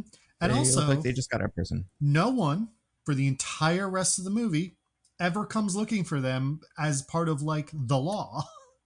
Yeah. Yeah, I don't know. It's pretty weird. But yeah, I spun the wheel again and landed on another one of Diggins's. This one's just a realistic cop response. So I kind of said this in my summary already, but yeah, so at the very beginning of the movie, when she's like being stalked by one of the bad men, she bumps into some cops. We are not certain if she does so intentionally or not. And they do find her big bag of drugs that she was just carrying around. But if you watch the scene, by their demeanor and like the looks on their faces, these guys were absolutely going to arrest her before they found the drugs. Yeah. Oh, you know what's so funny? I thought you had a different scene as realistic cop response. Oh, what do you think? When I know what you're gonna say. Yeah. Yeah, Yeah. the I guess he's a detective. Well, Just I don't think Well, he's he a appears real, to be a detective. I don't think he's a real cop, DJ. Yeah. Oh. He'd fit right in, but he's not. I don't think clearly he's a he real could cop in get a this job. movie. It wouldn't be too bad. Yeah, it wouldn't be too hard. But I was gonna say when he just like shoots Bill Skarsgård, it's like, oh, whatever. But yeah, the guy who's sent to get the phone after the first time they're killed is pretending to be a cop. He's like, hey, I'm a cop. I'm just here. Like, what's going on? I totally forgot he was pretending. And Bill Skarsgård's like, oh, okay. Oh, well, what's happening here? And then he just shoots him. It's like, why did you even bother pretending? It's pretty good. Yeah. I mean, we don't like fully get into it. So, it's like maybe he was actually a cop, but because he would have had cops on the force, I guess. But oh, man, I'm rewatching the scene I was talking about now. The cop is arresting her before they see the drugs. That's great. Like, he's grabbing her, like forcing her arms behind her back, and then the other cop finds the drugs just because she bumped into them. I think she was trying. I really do. She's like, I'm but getting also, busted. if you watch this, I'm looking at the scene. It doesn't seem like she intended to do it. She kind of just walks into them because she was distracted by being chased. That's how confusing this movie is. It's so hard to tell. Like, she keeps like looking back to see the man, and then like I think tries to like run between them to like get away faster, but accidentally bumps one of them. Goodness gracious. Yeah, stinks. Yeah, oof. But I don't know. Was there anything we liked about that part of it, or anything about the rest of it that was good? Anything about the entire movie? Honestly, it's so frustrating that, like, for a movie on paper, and again, I didn't see the original Crow, but ostensibly, if it's supposed to be man loves woman so much, after they die, he comes back to life for revenge.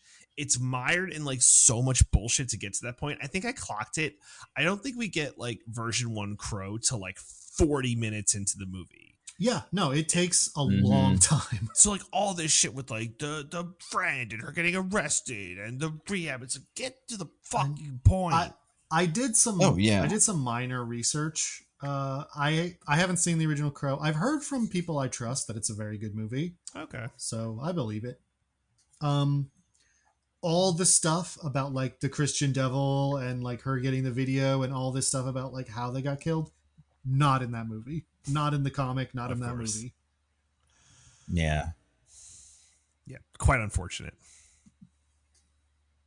Yeah, it really is unfortunate. Because the movie's bad. It's bad. The movie is. Guys, I think this isn't a good movie. Yeah, I agree. I hate to say it. Like, I guess I don't think a 30-minute long version of this movie, like a supercut, would be any good. But like, it'd be more efficient. It'd be more efficient, and yeah, there's just like, I guess the part of the thing that's so weird about it is it's so easy to just be like, well, all right, so he doesn't have he's has a girlfriend, then she gets killed, and then he goes to get revenge. Like, this would be like if there was 5 or 6 extra steps in John Wick stuff between takes a sledgehammer and breaks the thing, and then like goes and does other stuff. It's like, no, we want to do the revenge stuff now, and yeah, it just takes forever. It stinks. It'd be like if John Wick didn't meet Theon Greyjoy until 30 minutes into the movie. Yeah, that is what it'd be like. It's awful. Were there any other parts of this movie that we liked? Just you said it, the one opera fight scene. I said when he shoots him, the other guy through his own abdomen. I liked that. Yeah. It's just so like the movie has like an idea where when he first gets his powers, it's like very clunky, and then he like slightly gets better, but like it got so in its own way with like you had doubts, so now you're not Crow anymore, and it's like, wait, what the fuck? Like and I guess raise the stakes. He sacrificed his own life, whatever. But like there needs to be a better progression that exists for that, to like Crow V1 to Crow V2 to I'm now Crow superhero. It was so clunky getting to each of those steps. Yeah. I don't know what it would be, but I mean, it's just black, like eye makeup Crow, the eye black Crow. It's like, hey man, your girl's gone, but you get to go to heaven because whatever, maybe because she was bad for stabbing all those people. And you know what? We think you're an okay guy. So bye-bye. And he's like, I want to save her. And then the guy, maybe the train conductor's like, well, there is one way. And then he just becomes eye black Crow. And then he can be clunky, but like the stupid's like, you had doubts, so you lose. It's like so fucking stupid. I don't know why that's in there. Especially because it gets reversed 2 seconds later. One of my other problems with this movie that I'm noticing as we're talking about it is like the Crow doesn't need to be that interesting. If the bad guys are interesting, like if they're really shitty and stuff, and then we are like, cool, this guy, it's gonna be fun to watch the Crow get him. Mm-hmm. And like all the bad guys are kind of weird and flat, especially that blonde woman who he gets at the opera house. Like that is the perfect kind of mob enforcer level villain who like kind of like Final Destination. We just kind of see the dominoes all set up as we get to the scene, and like, ooh, Crow's gonna get her before she, shoots some kid or something. But they're all super, super boring. So you can't really sink your teeth into any of that either. I think it's another thing that John Wick does pretty well. Yeah, it's bad. All right, last thing on the wheel, because I spun the wheel one more time and landed on one of Diggins'. This is the last thing. It's just, hey, quick question. What the fuck is happening? This is the end of the thing. Do you want to walk us through like step by step what happens? Because I was kind of wanting to do this. Yeah, so I kind of cleaned it up a little bit in my summary of the movie to make it easier to understand. Yeah. So after he kills the right-hand woman, who's boring, and then throws their heads into the opera audience for no reason whatsoever, he goes straight to Danny Houston's house, which I guess he's killed all his guys because nobody is stopping him from getting there. And this whole time since Danny Houston found out that he's Crow, there's been an implication where Danny Houston wants him because there's something about being Crow that is useful to him. Right. So he gets there, and Bill Skarsgård's like, I'm going to kill you for being a bad man. And Danny Houston's like, but I can't make people do bad things with my whisper powers unless they kind of want to do it already. Maybe. Right. And Bill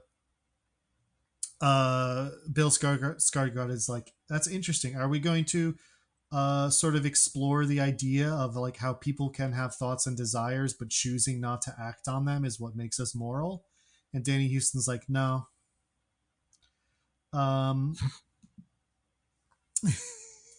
Instead, he like stabs him through the nipple, straight through the nipple. Yep. Yeah. It's insane. Mm-hmm. Like he gets like a fucking ice pick and perfectly circular through the nipple stabs him. Yep. And then just like puts his hand on the wound, and it's not clear what's happening. Like blood, like black Crow blood is like coming out of it, and Danny Houston is like, oh, like he's loving it. Right. And I guess we're meant to think he's draining Crow power here. Yes. But we have not been told until this point that is a thing he could do or wants to do, or what that would mean, or anything. There's been no build up to this whatsoever. He just starts doing it. And he does this whisper. This is where he whispers at him too. Mm-hmm. Yeah. It's weird. So he does a whisper at him, and Bill Skarsgård is freaking out. But then Bill Skarsgård starts thinking about how much he loves Shelley, and that gives him the power to stop having his crow powers drained, I guess. Yeah. Because then he like wakes up from whatever's going on and like pushes Danny Houston away and throws him through a window where they just appear in the train yard. Yeah. The window goes straight to the train yard in Purgatory. Mm-hmm. I was very confused by this. But because like it's not like a physical place, right? It's like a purgatory where you go. Yeah. So has he killed Danny Houston? Is that the idea? Like maybe I don't know. I was just gonna say maybe because like Danny Houston had some crow powers and he had some crow powers. They both like were almost but Danny Houston wasn't almost dead. Yeah, I don't know. If like for him to go back to the underworld, it makes sense because he's like about to die and his crow powers are waning. So I guess maybe he just like went to the underworld and took Danny Houston with him, like because he was holding his hand. He also went. I don't know. But he also has powers in the underworld that Danny Houston does not appear to. So yeah, so he starts like teleporting and stuff. Because he has spooky powers in the underworld that he doesn't have in the real world. They fight a little bit more. He does a bunch of big punches, and then he like drowns Danny Houston in a puddle that's just like a puddle in this train yard. Ooh. Or is it? Or is it? Because then some really horrible looking CGI demon things show up, like bubble up around Danny Houston and drag him down to hell. Wow. Pretty cool. Pretty cool. Pretty cool. And then the girlfriend's alive. Yeah, and then like we get a little bit of a shot of Bill Skarsgård being like satisfied. Shelley's body rises up from the depths of the puddle. Mm-hmm. And he pulls her out of it. They hug. And then she wakes up being resuscitated by a paramedic. All good. Right. No worries. Yeah. Keep in mind, no brain damage. We have at this point been to her funeral. Her body is in the ground. Yeah, that's true. Is this not a Is it like so is this an alternate reality? Did you go back in time? That's what I kind of thought at first. I was like, oh, does it turn out like the whole thing was just like in the moment between like when they got strangled and now, but also like all the devil people are still dead? But it doesn't appear to be the case. And the cryptic man is the paramedic who's resuscitating her. And Bill Skarsgård's body is there, but he's dead.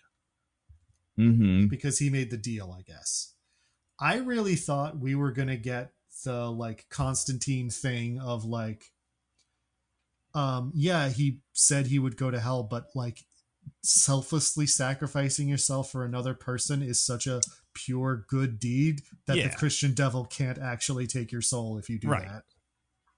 Oh, the way I kind of read why he doesn't go to hell is because I'm saying that doesn't happen, but that's what I thought was going to happen. Yeah.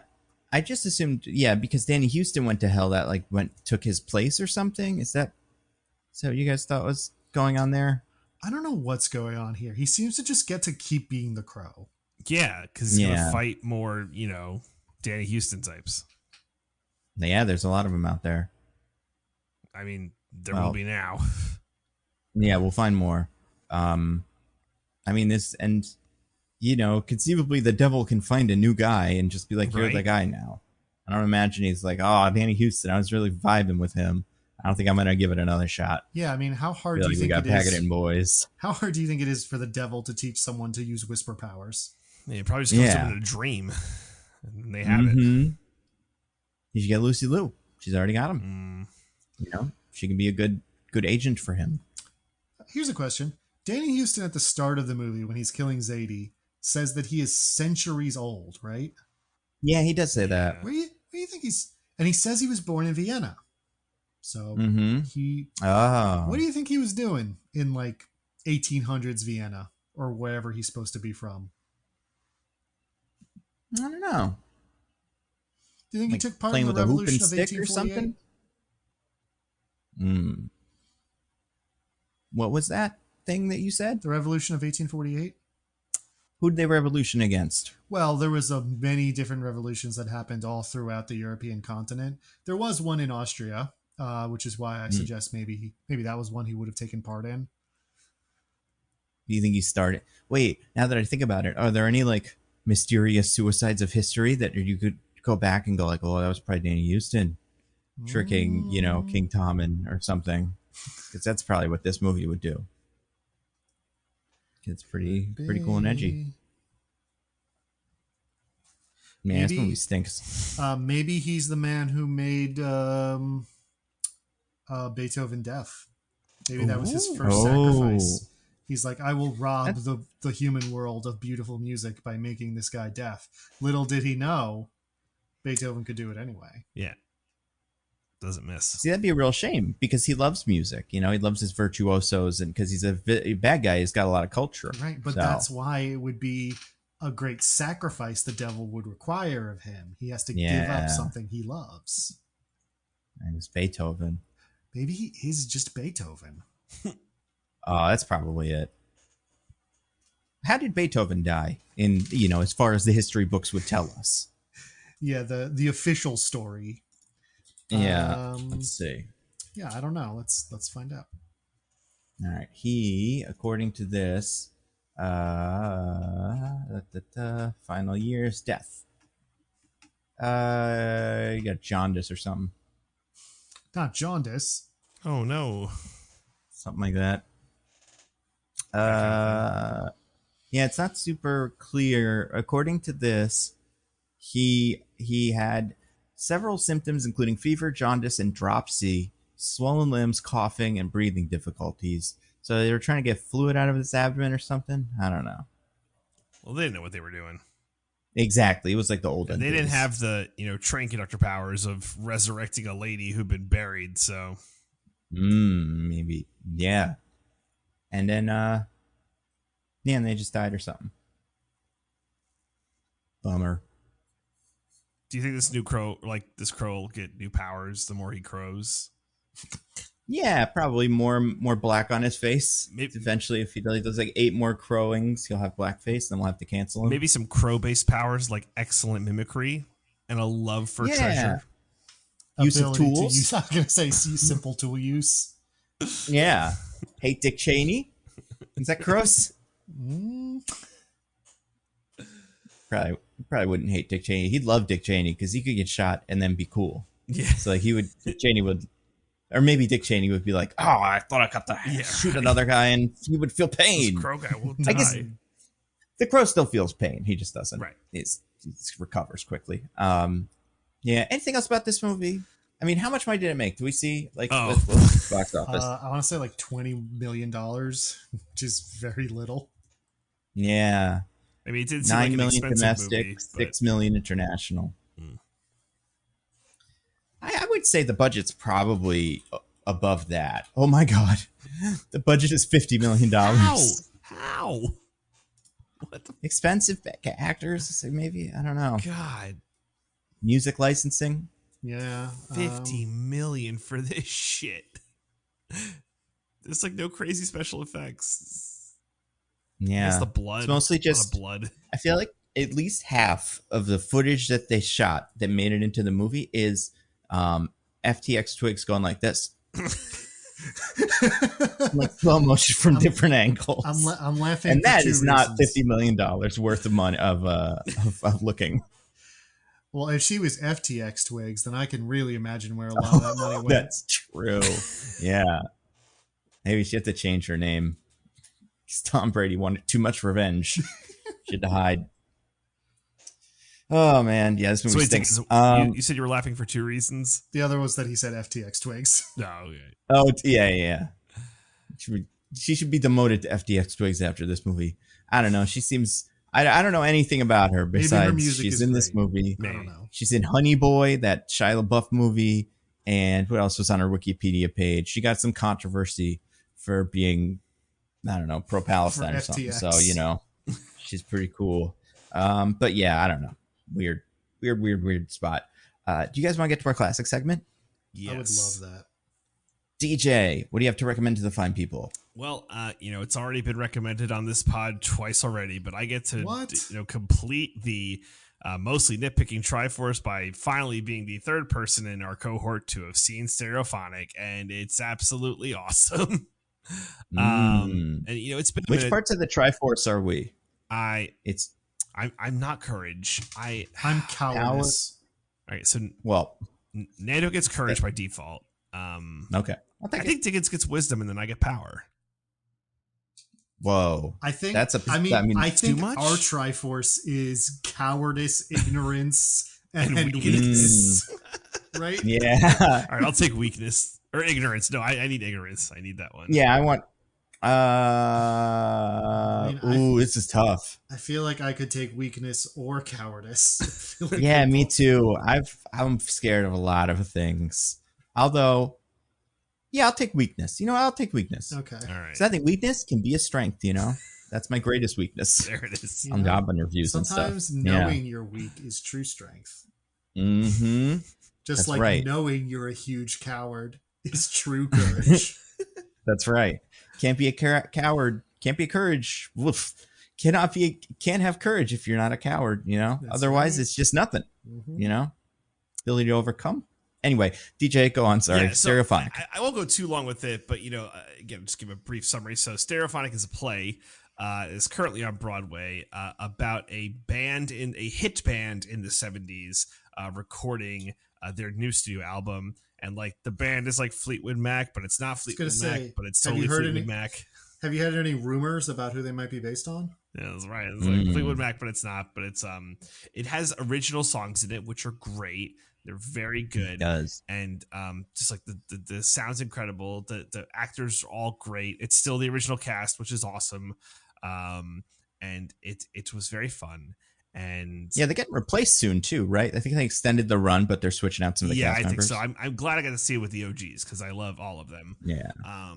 But it's if you're local, if you're in the New York City area, huge recommend. It is it's long, but it's fine. Like it's 3 hours and 20 minutes with intermission, but it flies. It's like paced really well. Mhm. It's just a lot about like the human connection and internal politics, or not like politics, but just like the strife it takes to when a huge band has to kind of deal with internal turmoil, and also it being the 70s and hard being a woman. So And bags of drugs. and let's not forget bags of drugs and a lot alcohol. of bags of drugs. And late Were you nights. familiar with the Fleetwood Mac story, DJ? Not really. I want to like read a book about it or something. It's fascinating. I'm sure It's mostly what you saw, but Yeah. over a longer period of right. time. Yeah. And they're real people, so you feel kind of bad for some of them. Yeah, I feel like for sure.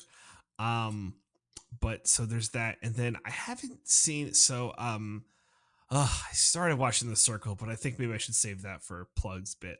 So I'm not including that in the rec. I think that's it that I want to. Not that I like have other things, so it's not even like a want thing. It just is. That is my recommendation. And I will have more better ones next week. Diggins, how about you? I also have a Broadway recommendation for this You week. saw McNeil?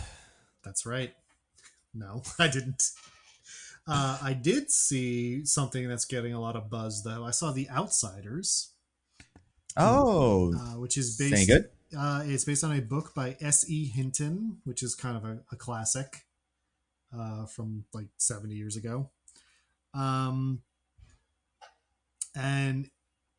is a story of like in the 60s in like Tulsa, Oklahoma, a bunch of like a kid who grew up poor. His parents are dead. Like his older brother is kind of taking care of the family now. Um, and just like a series of events that sort of like develops uh, with him and his friends and like the kind of like gang he's in. But closer to like a like a I don't even want to say a West Side Story gang. I feel like they're kind of harder than them, honestly. They're Mm. basically just like a bunch of teens who hang out and sometimes like beat a guy up, Mm. but mostly get beaten up by the rich kids. Anyway, that's like the plot. I loved it. I think it's a great show. Mm. I do think of any like Broadway rec I give, I think this is the most you need to go see it of them than like you could listen to the soundtrack and get the idea because like the songs are good. I enjoyed the songs, but they're not like the thing that's amazing about the show. What's Mm. amazing about the show is the like choreography and lighting and like the stage design and everything. They do a lot of like really interesting things with all of that I think are super cool. Just like with like the fighting scenes, I think um, they do like really interesting things with like the lighting with those and other stuff. The lighting is not seizure inducing, but still like innovative, I would say. Is And that the an option? Seizure-inducing lighting?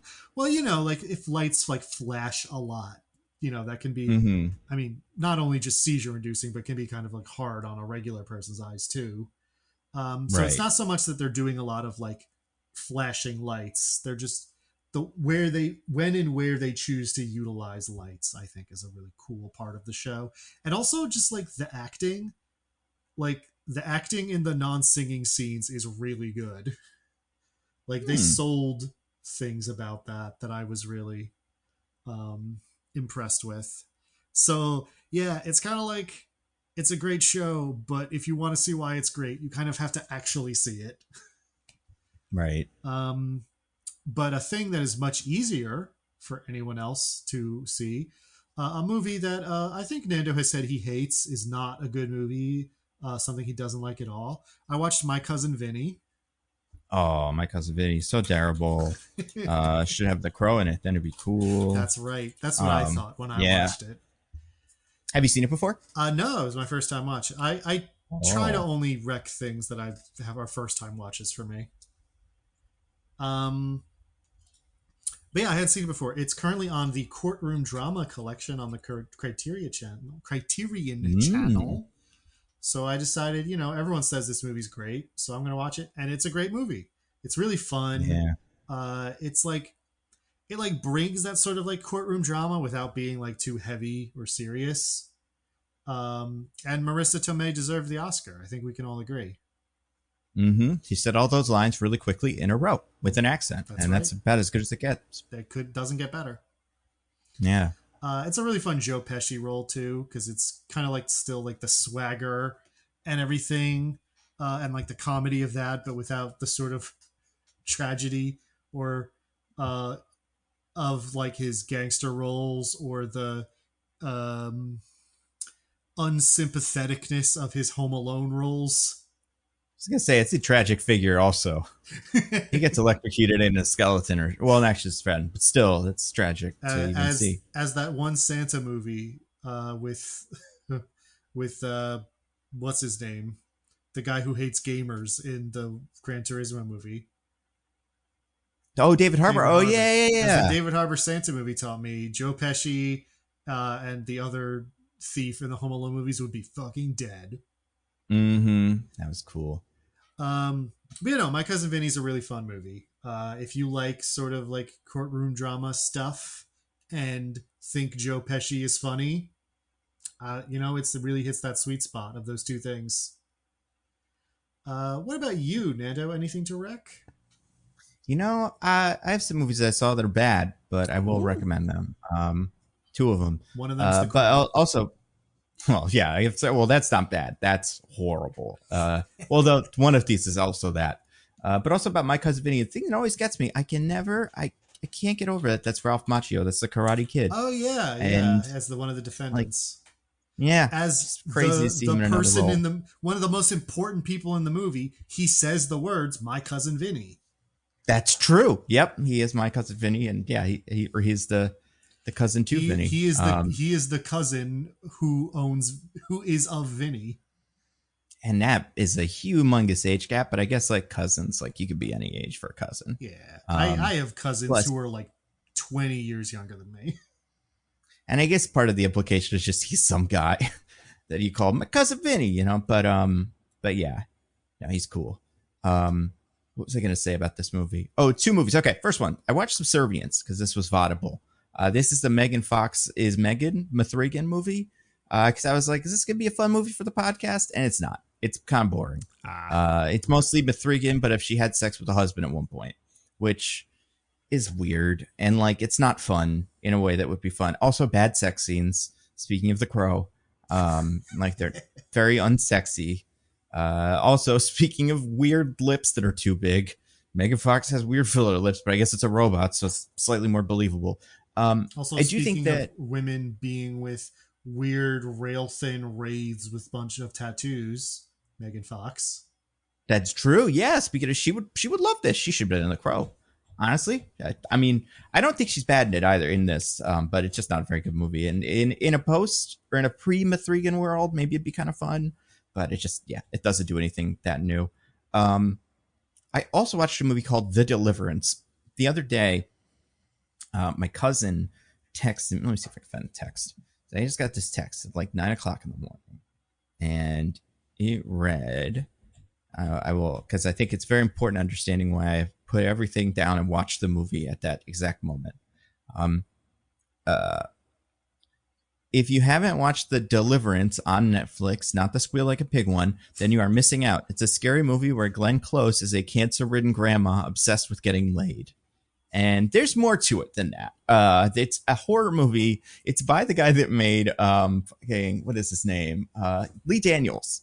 So you'd be like, oh, it's legit. It's about a woman, and she's like a single mom. She has 3 kids. One of them's the kid from Stranger Things. The one, Caleb, whatever. I don't remember any of their names. But black family with no explanation given until very late in the game.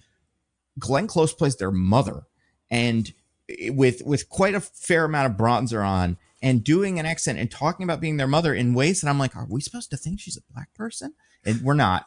She's just like it's weird. But this movie is a possession movie. Like it's an exorcist movie. She's possessed by the soul of Jamie Foxx. Well, I mean, yeah, no cats though. So yeah, nobody for Tina Fey, or Amy Poehler. It's a weird movie. I do think it's a more interesting pod movie than Subservience, just because it's really fucking weird, and Glenn Close is really weird in it. And as I said in my review that I put on Letterboxd, we need to stop with these Glenn Close plays a poor lady movies until we can figure out what the hell is going on. Because between this and fucking Hillbilly Elegy, something's wrong, and it needs to be corrected. Well, at least this one didn't drag Amy Adams down with it. Yeah, but it may prop up some future politician. We don't even know who yet, but someone in there. It's very bad. But it's kind of weird in a way that I think is fun. I also read a bunch of comics in the Dark Web series. This was a very recent Spider-Man event. The only thing that's fun about this event, well, not the only thing, but the pitch for it is that Spider-Man's clone, Ben Reilly, who feels bad because he never got to be the real Spider-Man, even though he did, but like his memories are all fucked with, teams up with Jean Grey's clone, Madeline Pryor, who is mad because she didn't get to be the real Jean Grey, and then they go get revenge. And it's a pretty simple comic, but I do think as a little thing, it's like, oh yeah, they're both friends. Like they have similar vibes, even though, if anything, I would say Chasm feels like more of a Havoc than a Madeline Pryor type. But yeah, it was pretty okay. There's some good comics that are coming out this week that I'm excited about, but haven't read them yet. What are we doing next week, fellas? Is Transformers more than meets the eye? Yeah. They can't stop with those freaking commercials. I'm coming. I haven't watched him yet, so I don't want to spoil Oh, where he sorry. says it in the movie. Do you think we'll finally get the Optimus money shot in this one? Probably. I don't know. Do you want to save that for a trailer, or is this one of those kind of do everything movies where you're like, they didn't hold back, Or do you think they get a little too careful? Hard to say. Say. Yeah, I think we'll do Transformers 1. Do you guys have anything to plug, DJ? So yeah, check out Roses and Rejections on the Pop Break Network on our new release date of Saturday, just because scheduled things and Golden Bachelorette. So The Circle season 7 dropped on Netflix. I'm not a fan. I think this cast is mostly a dud. It's too much of the archetypes of like, you're this person who I know and you're this person I know. There's only one fun group, which are these two like Guidos from Staten Island that are like hilarious, and they're playing as one of the guy's girlfriends.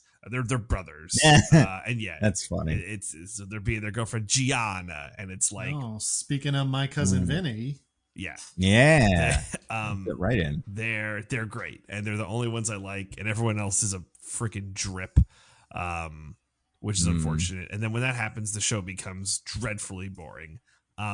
But Love is new. Nando, new season of Love is Blind comes out in like 3 weeks.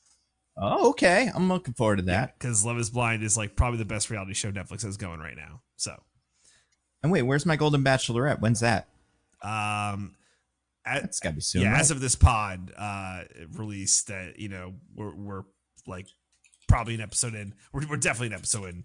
Yeah, we'll see how it goes. We'll see if my guy Mark, the front runner, makes it far. I'm cautiously optimistic. Because I don't think the lead is a huge piece of shit like the Golden Bachelor was. So I'm rooting for Joan. So I hope she finds true love. What about The Ultimatum, the show pitched exclusively at sociopaths? I need more seasons, Diggins. I want more seasons of The Ultimatum. They cannot make them fast enough for me to consume them. So that really is a hard show to cast, though, so because hard. Like you have to find the worst people on earth. But you have to get them before they go to jail for something else, right. So you got to film the show and get them all on the bus. Yeah, it's tricky. At least Love is Blind. They just need to find like desperate single people who are still hot. Well, I mean, yeah, most of them.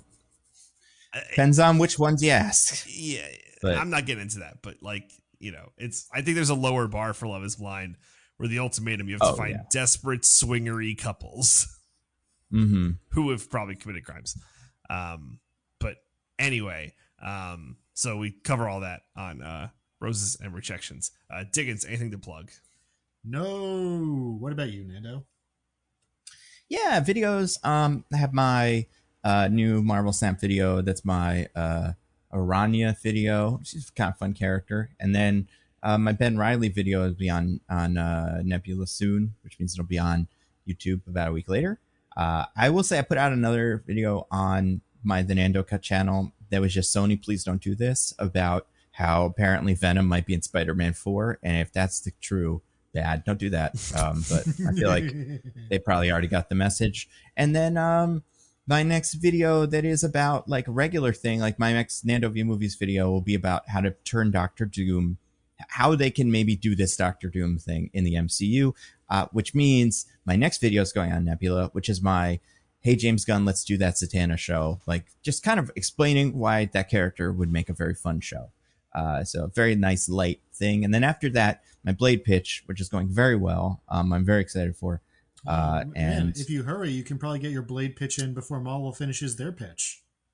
I mean, I say it in the movie, but I think I'm the King Ralph or Johnny English of this group. Like I think everybody else who could put in a pitch is dead or something. I'm the last one, so I think I got all the time in the world. But I am going to try to get it done quickly before Mahershala tracks me down and kills me, which is his right and privilege if I take any longer. So yeah, those are all on Nando V Movies. The Nando Cut, all that stuff. Next time, Transformers 1. Until then. Wait, sorry. Oh, yeah. And I'm going to leave this to Diggins, because Diggins, you do have a plug. Remember, Diggins? You had Well, it's not a plug. It's an announcement. Whatever. People on the Discord have already noted that Vulture's Fantasy Movies League has started up again. We very haphazardly did this at the end of the deadline last year. So we're announcing it ahead of time this year. You have until October I'll double 3rd? check this. I believe until October 3rd to sign up for this. So Vulture, the website, has been doing something for the past couple years where they do a fantasy league for movie awards instead of football. So a thing I care about. The way it works is you like they've assigned like money value to, I would say, most movies that have come out this year. And certainly any movie that it's even remotely possible might receive some kind of award or nomination. Yeah.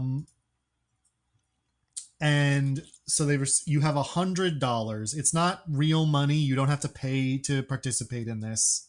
It's just a way of kind of like organizing it. It's fantasy bucks. Yeah. Just there was some confusion about this last year. This is free. This is free to participate in. So you have $100 to spend to draft 8 movies. And over the course of the next few months until the Oscars, you get points based on box office, Rotten Tomatoes score as captured on January 1st, I believe.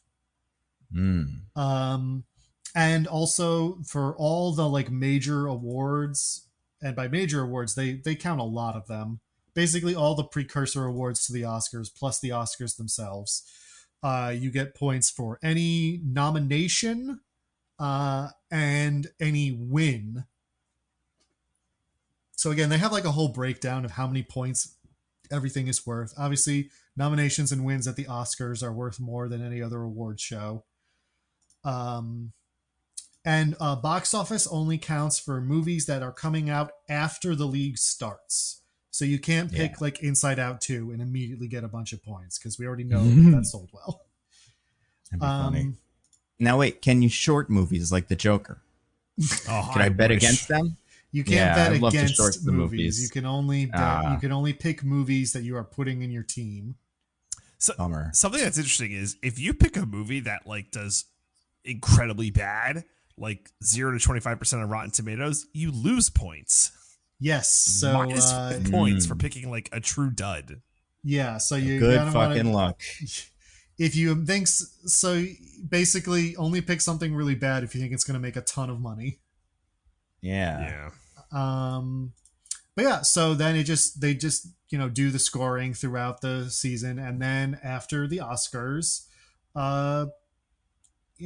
we find out who wins. They have a system within it where you can there's an option for picking your league name, which once everyone has signed up, they automatically sort out everyone who wrote the same league name, gets put in like a mini sub league where you can compare to each other. So just if you want to be part of our thing, just put Mostly Nitpicking as your league name. Everyone who signs up with that name will get to compare our scores. So very easy to see who amongst our little subgroup is winning and who wins in the end. As last time, Nando won and got to pick a movie that we did. So so once again, we're going to offer a movie choice to somebody who wins. Whoever ends up with the most points at the end. They have a bunch of tiebreakers too, so there's no like ties. There's a definitive winner. And it's probably going to be me that wins because I picked all the right answers just now. So, it's a good for you guys. At some point, we'll go over our teams, I assume. Yeah. Oh, yeah. Once it's all out, like once you can't put any more in, I think we should all say our teams. End of the day on Thursday, October 3rd is the deadline. So that's when you have to sign up for. If you just Google, we'll put a link in the description of this podcast probably, but also just Google like Vulture Movie Fantasy League and it's like the first. Yeah, it takes you right there. Mm-hmm. Also, if you do super well, you can win like real shit. Like you win TV like if you like, great. If you do well in the overall league, you can win actual prizes also. Yeah. So that's something. So that'll be exciting. And also we're doing our Eliminator challenge still, which I just want to remind people to put your picks in if you haven't. But we got 20 people active still. A lot of people have been eliminated. Sorry, or 26 got bounced week 1. Out of 94. Anyone who's put the movie they're putting in their name? You know, we can't see him. That's the problem. Or at least, I don't know. Can you see him, DJ? I can see them because I have the powers that ESPN bestowed upon me. But no, no interesting movie picks in the names. Hold on, let me see if I can pull this up real quick while I stall. But I haven't seen any. Nobody put like Garbage Pail Kids in the title. Are you trying to manifest something? Yeah. That's when I eventually get to use my pick that I was given by a lovely listener. That's the quality you can expect. That's what I'll promise. It really won't be Garbage Pail Kids, but that's the quality you can expect. Like, I can't tell if Glacier Boy is a username or the name of a movie. Let's find out. Ooh, Bionicle Mask of Light. That's some trash. Oh, yeah. Pocahontas 2. They made a second one? Yeah, because she goes to the New World. Or not the New World. No, she goes to the old world. She's from the New World. Yeah. I guess from her perspective, she goes to the New World. Yeah, you know. Justice League X New World. Okay. Oh, yeah, I remember when they made that. Oh. I have a couple of friends who like Ruby, and so I've never watched it and I don't have a real opinion, but I like to pretend that it's really terrible, or that I think it's really terrible, to annoy them. So that will be what I do if we end up with that. Very exciting. So, well, we shall see. You know, everybody, keep an eye on it and make sure to make your picks. You can make them all right now if you wanted, because you can pick it in the future. That's true. Just go. But I would recommend it because they're not binding until that week actually games happen, so you can always change it. But it's nice to have, just a default pick in case you forget. Yeah. But yeah, so until next week, I've been at Nando B Movies on Twitter. I'm Sippy by Day. I'm at This Is an Odd Name. Goodbye, everybody. Goodbye. Bye.